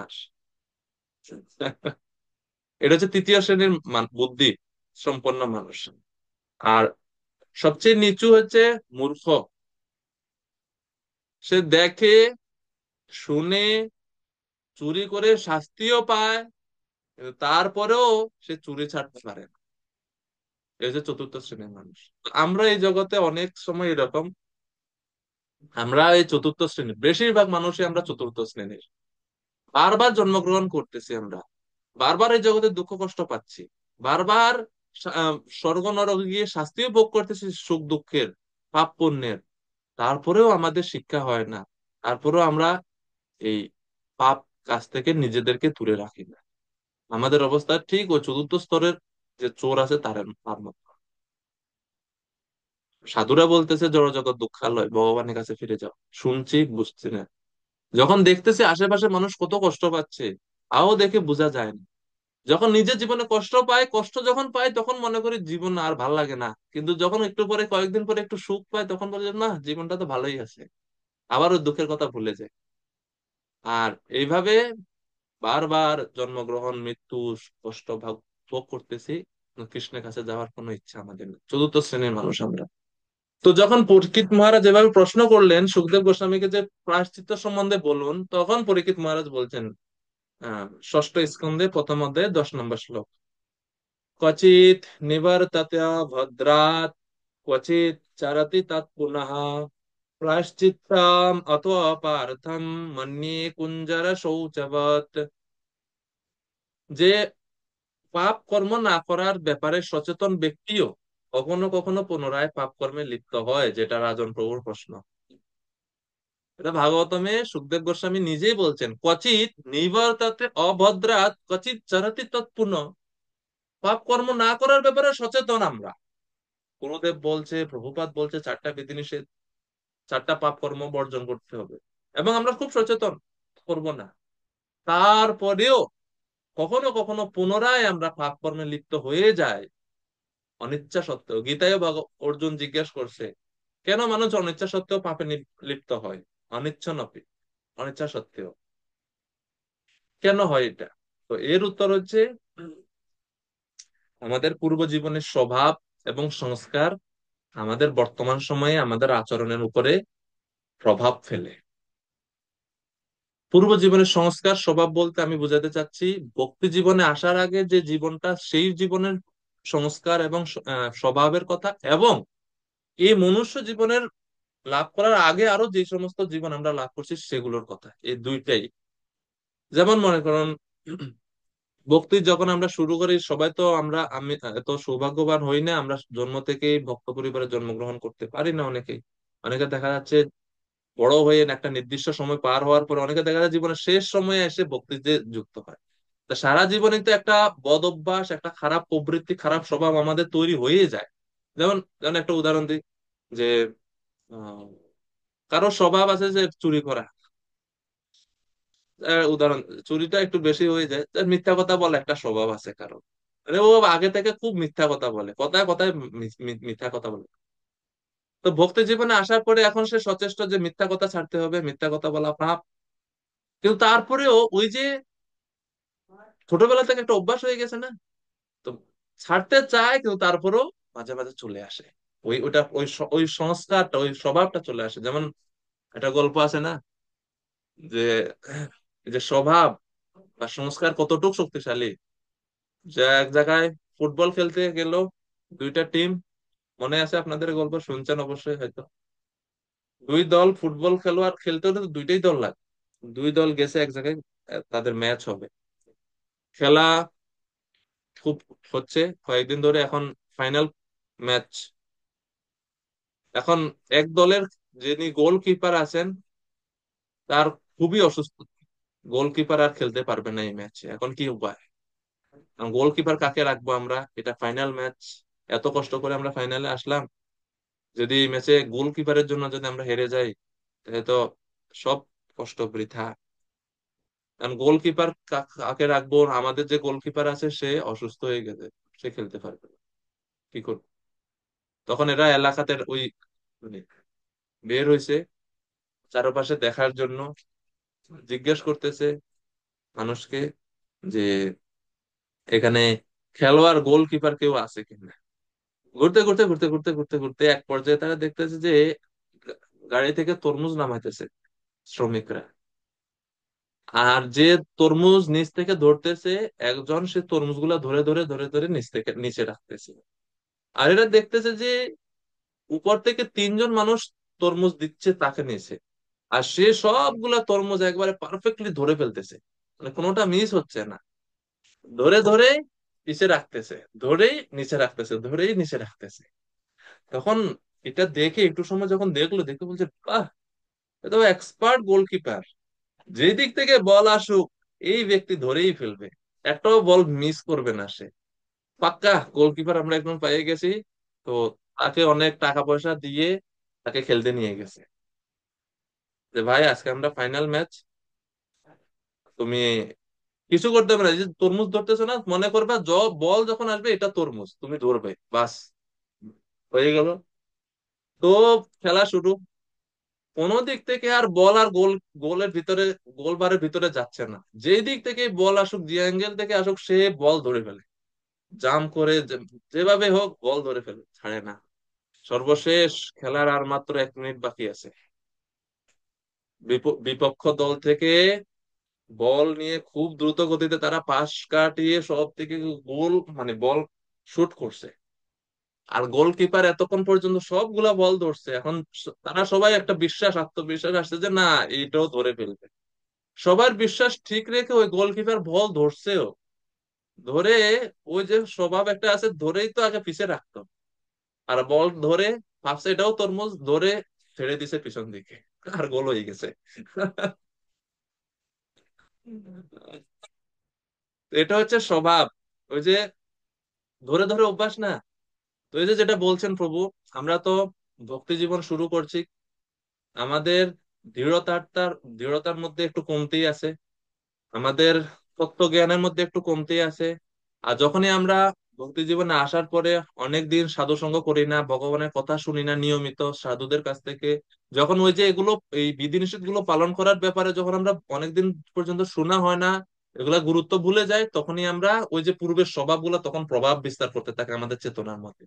তখন আমরা আবার ওই পূর্বের মতন, পূর্বের বদভ্যাস আবার ফিরে আসে, মিথ্যা কথা বলা, চুরি করা বা পবিত্রতা বজায় না রাখে, এই সমস্ত স্বভাব তখন আবার ধীরে ধীরে ধীরে ধীরে আমাদের ভিতরে চলে আসে।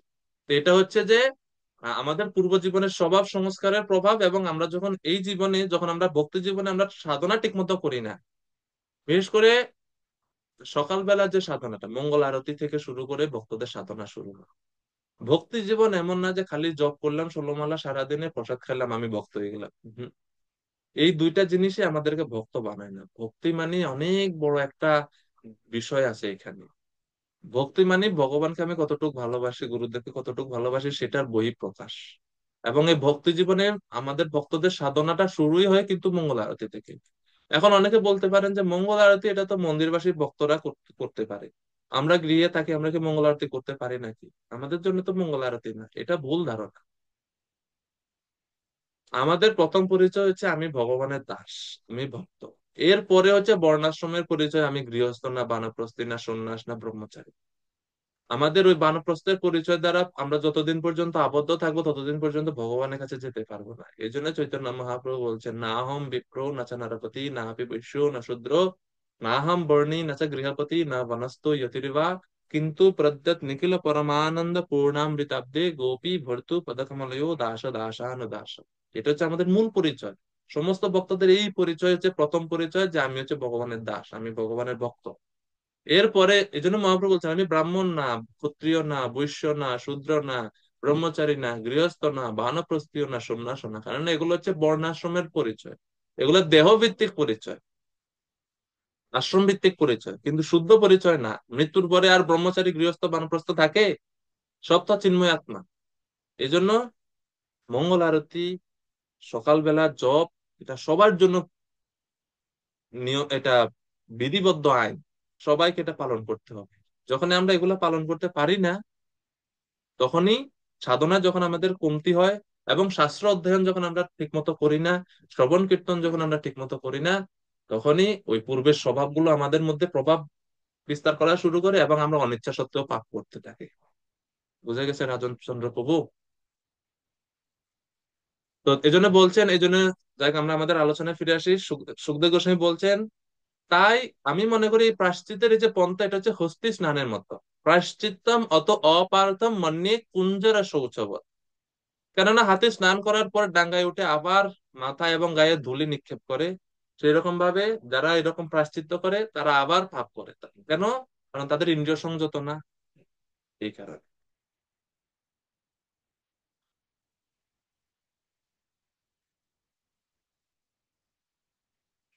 প্রায়শ্চিত্ত যদি করতেই হয়, প্রায়শ্চিত্তের একটাই মাত্র পন্থা, সেটা হচ্ছে ভগবানের ভক্তি যোগে যুক্ত হওয়া। এছাড়া আর প্রায়শ্চিত্তের অন্য সমস্ত পন্থা হচ্ছে নিরর্থক প্রচেষ্টা মাত্র। প্রায়শ্চিত্তই একটাই, সেটা হচ্ছে ভক্তিযোগ অনুশীলন করা। গীতা ভগবান বলছেন নবম অধ্যায়ে, অপি চেত সুদুরাচারো ভজতে মা অনন্যবাক সাধুরেব মন্তব্য সম্যক ব্যবস্থিত হিসাব। এবং শ্রীমদ্ ভাগবতমে ষষ্ঠ স্কন্ধে সিদ্ধান্ত দিচ্ছে যে ভক্তিযোগী একমাত্র আমাদের হৃদয়ে যে ওই যে পূর্বের স্বভাব, আমাদের সংস্কার, সেগুলো একমাত্র ভক্তিযোগের দ্বারাই দূর হয়। ভক্তিযোগী আমাদের জড় বাসনা, আমাদের স্বভাব সংস্কার গুলোকে ধ্বংস করতে পারে। অন্য কোনো পুণ্যকর্ম, অন্য কোনো তপস্যা সেটা করতে পারে না, এটা শুধুমাত্র ভক্তি করতে পারে। ভক্তি যে নববিধা ভক্তি শুধুমাত্র আমাদের এই পূর্বের স্বভাব সংস্কার, পাপ করার বাসনা, জড় প্রবৃত্তি এগুলো ধ্বংস করতে পারে। ষষ্ঠ স্কন্ধ দ্বিতীয় অধ্যায় 17 নম্বর শ্লোকে বলছে, त्वयिस्तान्यघानि पूयन्ते तपोदानव्रतादिभिः न धर्मजं तद्हृदयं तदपि সংগৃসেবয়া। যদিও তপস্যা, দান, ব্রত ইত্যাদি এগুলো প্রায়শ্চিত্তের দ্বারা পাপীর পাপ সমূহ বিনষ্ট হয়। তপস্যা, দান, ব্রত পাপীর পাপ বিনষ্ট করে, তবুও সেই সমস্ত পুণ্যকর্ম হৃদয়ের কর্মবাসনা সমূলে উৎপাদিত করতে পারে না। কিন্তু কেউ যদি তদ অপি ঈশা অঙ্গ্রি সেবয়া, কেউ যদি ভগবান শ্রীকৃষ্ণের চরণ কমলের সেবায় নিজেদেরকে নিযুক্ত করেন, তখনই তৎক্ষণাৎ তার সমস্ত কর্মবাসনা রূপ সমস্ত কলুষ মন থেকে দূর হয়ে যায়। এছাড়া সম্ভব না। এই জন্য যেটা বললাম, সাধনা ভক্তিযোগ ছাড়া এই পাপ করার প্রবৃত্তি থেকে আমরা মুক্ত হতে পারবো না, অন্য কোনো কিছুর দ্বারা না। ঠিক আছে?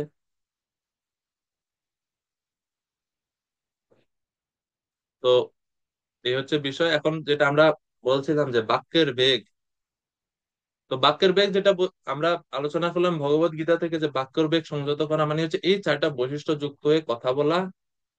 আর আমরা যখন এই সমস্ত কথা না বলে জড়জাগতিক বিষয়ে কথা বলি, সেটা কি রকম?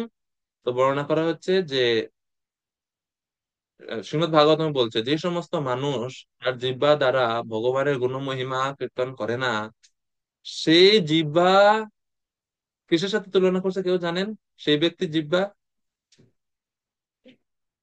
যে জিহ্বা কৃষ্ণ গুণ মহিমা কীর্তন করে না। জয় কৃষ্ণ গোপাল প্রভু, বলুন।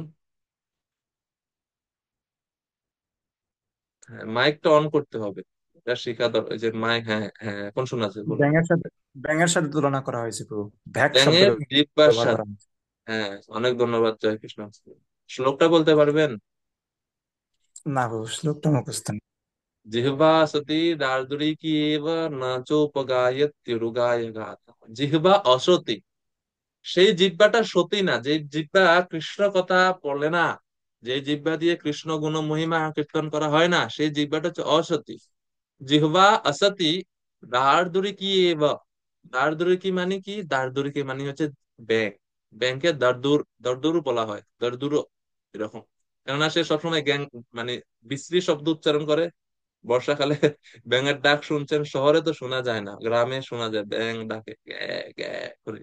তো এর বলা হয় দারদুরিকা। ব্যাঙের সংস্কৃত শব্দ হচ্ছে দারদুরিকি।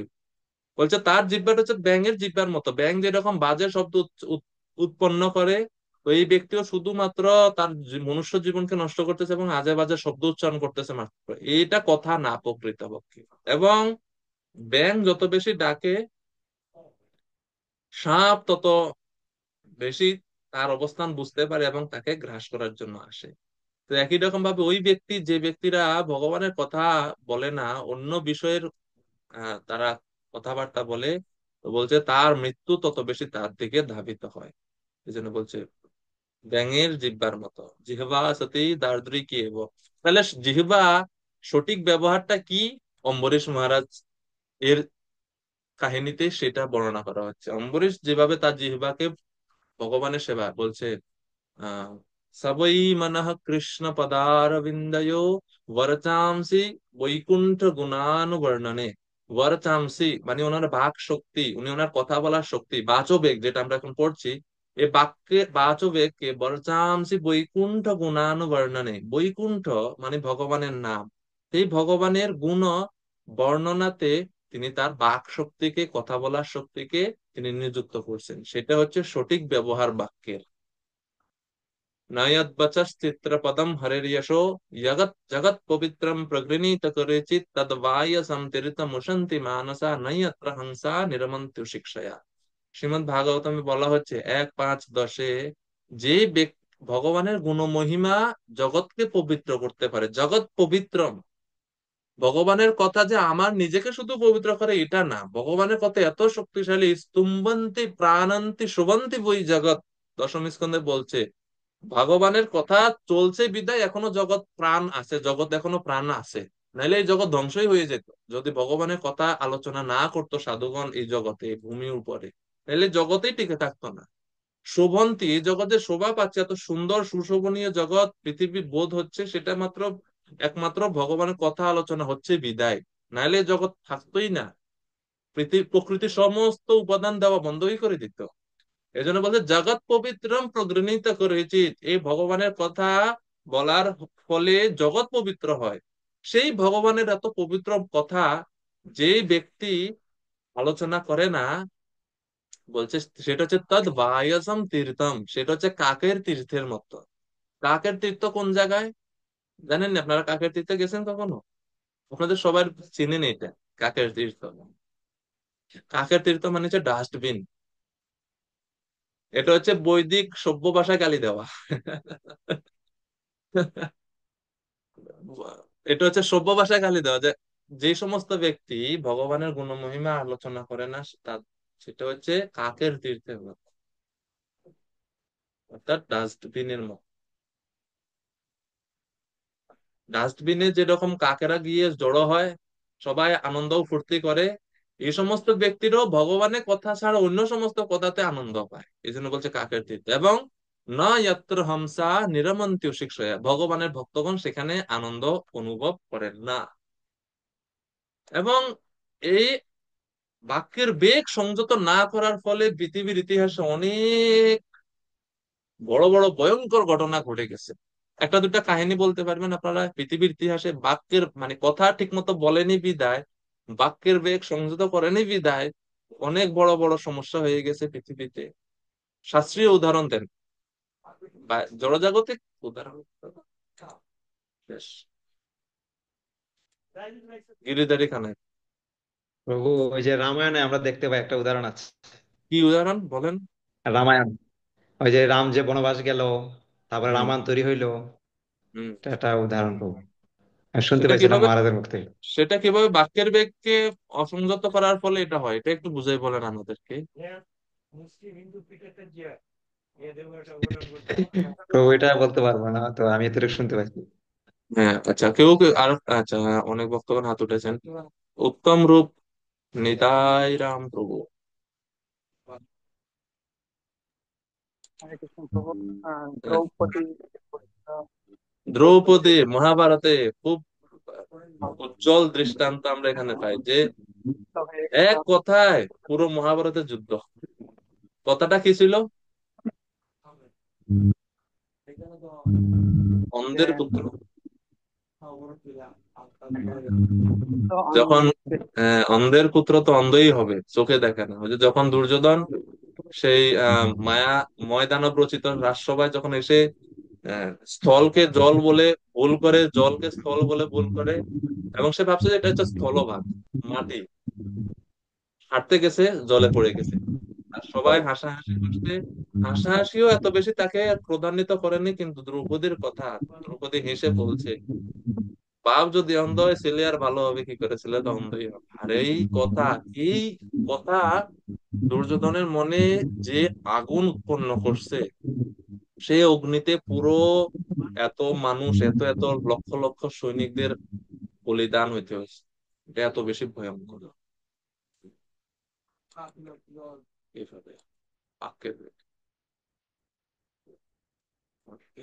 আচার্য যখন গিয়েছেন, কৃষ্ণ বার্তা বিনয়ান অসৎ বার্তা বলি যান, সেই বেশ্যা অতি ভয়ঙ্করী।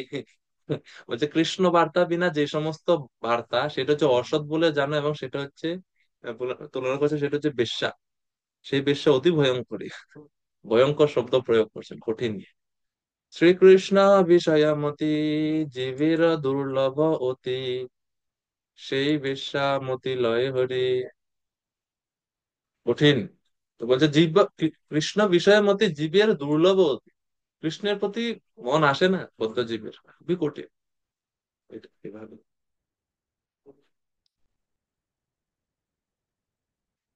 তো বাক্যের বেগকে আমাদের সংযত করা উচিত, এবং সংযতের উপায় কি? বাক্যের বেগ তো এইভাবে আমাদেরকে বিপদে ফেলে। কৃষ্ণ কথা না বলে, জড় বিষয়াসক্ত কথা বলে এবং অন্যদেরকে কষ্ট দেওয়ার মাধ্যমে আমরা আমরা বাক্যের বেগ ভঙ্গ করি। সংযত কি করব, কিভাবে করব? প্রথমে আমরা যখনই কথা বলবো, ওই যে বললাম চারটা বৈশিষ্ট্য আমাদের কথার মধ্যে থাকতে হবে। কৃষ্ণ কথা প্রচারক কখনো মৃত্যুর কোলে কবলে আবদ্ধ হন না, এই জন্য আমরা গ্রাম্য কথা বলবো না, অন্যের দোষ কীর্তন করব না কখনো আমার বাক্যের দ্বারা। আমার এই জিহ্বা ভগবান দিয়েছেন ভগবানের গুণ মহিমা কীর্তন করার জন্য। ভগবান হচ্ছেন পরম পবিত্র। জিহ্বা যদি অপবিত্র হয়, সেই জিহ্বায় ভগবানের পবিত্র নাম, পবিত্র গুণ মহিমা আসবে না। এখন আপনার দায়িত্ব, আপনি আপনার জিহ্বাকে পবিত্র রাখবেন না অপবিত্র করবেন। ভক্তদের দোষ কীর্তন করে আপনি যদি আপনার জিহ্বাকে অপবিত্র করেন, সেই জিহ্বা দিয়ে আপনি ভগবানের নাম অমৃত আস্বাদন করতে পারবেন না, আমরা পারবো না। তো সেই জন্য ভগবানের কথা গুণ কীর্তনে আমরা আমাদের জিহ্বাকে যদি নিযুক্ত করব, তাহলে আমরা ভগবানের এই এই মন বেগ, বাক্যের বেগকে আমরা সংযত করতে পারবো। তো আজকে আমরা এই পর্যন্তই। আগামীকালকে বাকি যে পাঁচটা বেগ আছে সেগুলো নিয়ে আলোচনা করবো, এবং পরবর্তীতে আলোচনা, যেহেতু আজকে প্রথম দিন, আমরা আজকে এখানে বাচবেগ পর্যন্ত আমরা আলোচনা করি। আজকে এখানেই বিশ্রাম। হরে কৃষ্ণ হরে কৃষ্ণ কৃষ্ণ কৃষ্ণ হরে হরে, হরে হরে রাম, রাম রাম হরে হরে। সবাইকে অনেক অনেক ধন্যবাদ। হ্যাঁ, মনোহর গোপতি প্রভু, আমি প্রশ্ন বলছিলাম আছে প্রভু, প্রভু? হরে কৃষ্ণ, হ্যাঁ প্রভু। বাচ্চার শিশুকালের কথাটা যদি একটু ভাবা যায়, ভগবান তাকে বলেছিল শত অপরাধ হ্যাঁ পর্যন্ত হ্যাঁ, ক্ষমা করবো, এরপরে না। হ্যাঁ, শিশুপাল আর একটা খুব সুন্দর উদাহরণ। ধন্যবাদ মনোহর প্রভু। যে শিষ্য তার কথা সে আটকাইতে পারে না। ভগবানের দোষ এত কীর্তন করতে অভ্যস্ত, ওই সময় কাউন্ট করতে ভুলে গেছে, 100টা দোষ 100 অতিক্রম করে গেছে, তারপরে ঠিক মরতে হয়েছে। তো তার বিপদের মূল কারণ হচ্ছে তার জিহ্বা, বাক্যের বেগ। বাক্য বাক্য সে কথা সংযত করতে পারে। অনেক ধন্যবাদ মনোহর প্রভুকে। আর কোনো প্রশ্ন আছে কারো? গিরিধারী প্রভু বলুন। তো আমার একটা প্রশ্ন আছে। হ্যাঁ, বলুন প্রভু। প্রশ্ন হচ্ছে, আপনি বলছেন যে ভক্তিযোগ অবলম্বন করলে আমাদের বদ অভ্যাস দূরীভূত হয়, হুম। কিন্তু আমরা তো অনেকে ভক্তি করছি, হুম। দূরীভূত হচ্ছে দুর্বৃত্ত হচ্ছে না, আমি বলছি না, না। শাস্ত্র বলছে। শ্রীমদ্ ভাগবতমে সুখদেব গোস্বামী সিদ্ধান্ত দিচ্ছেন তো স্থানি আঘানি পুয়ন্তে, এই শ্লোকের মাধ্যমে, যে ভক্তি যোগে একমাত্র পারে আমাদের পূর্ব জীবনের স্বভাব সংস্কার এবং জড় বাসনা হৃদয় থেকে দূরীভূত করতে। ভক্তি যোগের মাধ্যমে এটা হয়, এটা আমার কথা না। কিন্তু এখন প্রশ্ন হচ্ছে আমরা যে করতেছি ভক্তি যোগ, কিন্তু আমাদের দূর হচ্ছে না কেন? সেটাই তো প্রশ্ন। এখন দূর হচ্ছে না কেন, এর অনেকগুলো কারণ থাকতে পারে।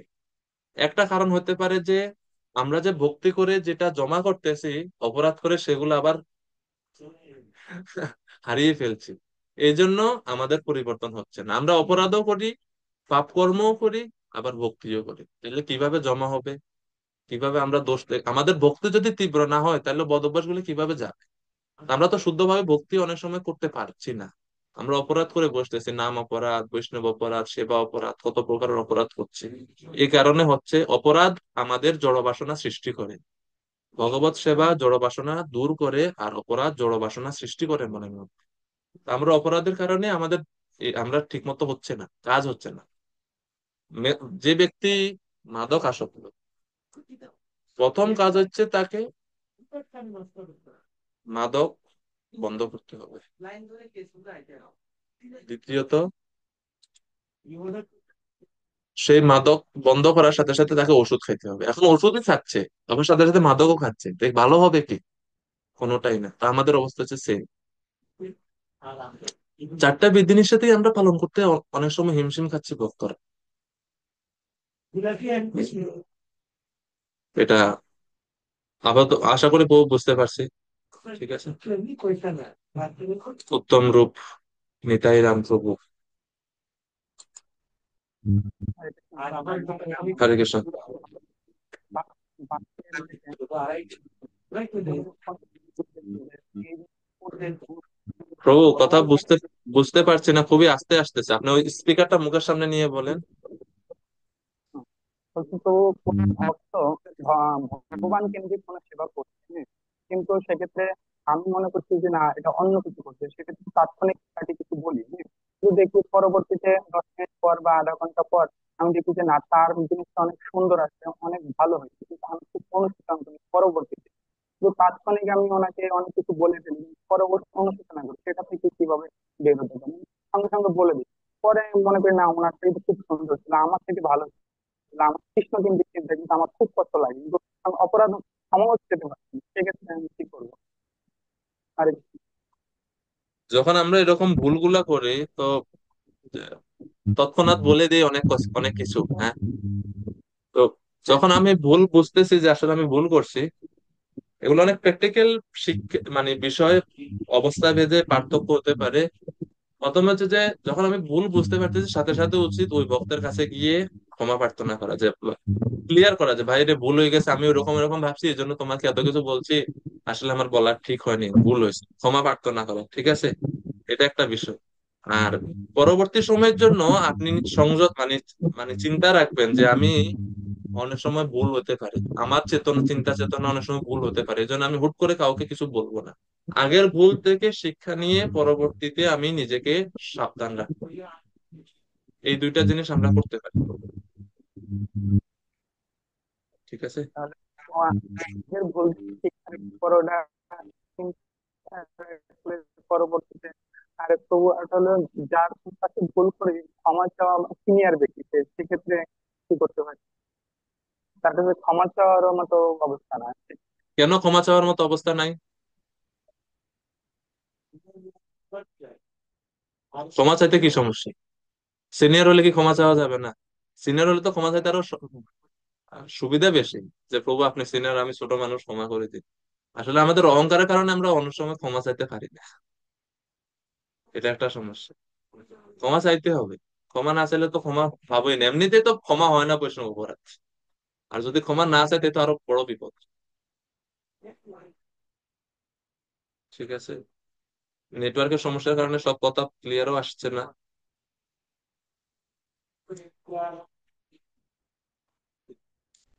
যাই হোক, তো আর কারো কোনো প্রশ্ন জিজ্ঞাসা আছে?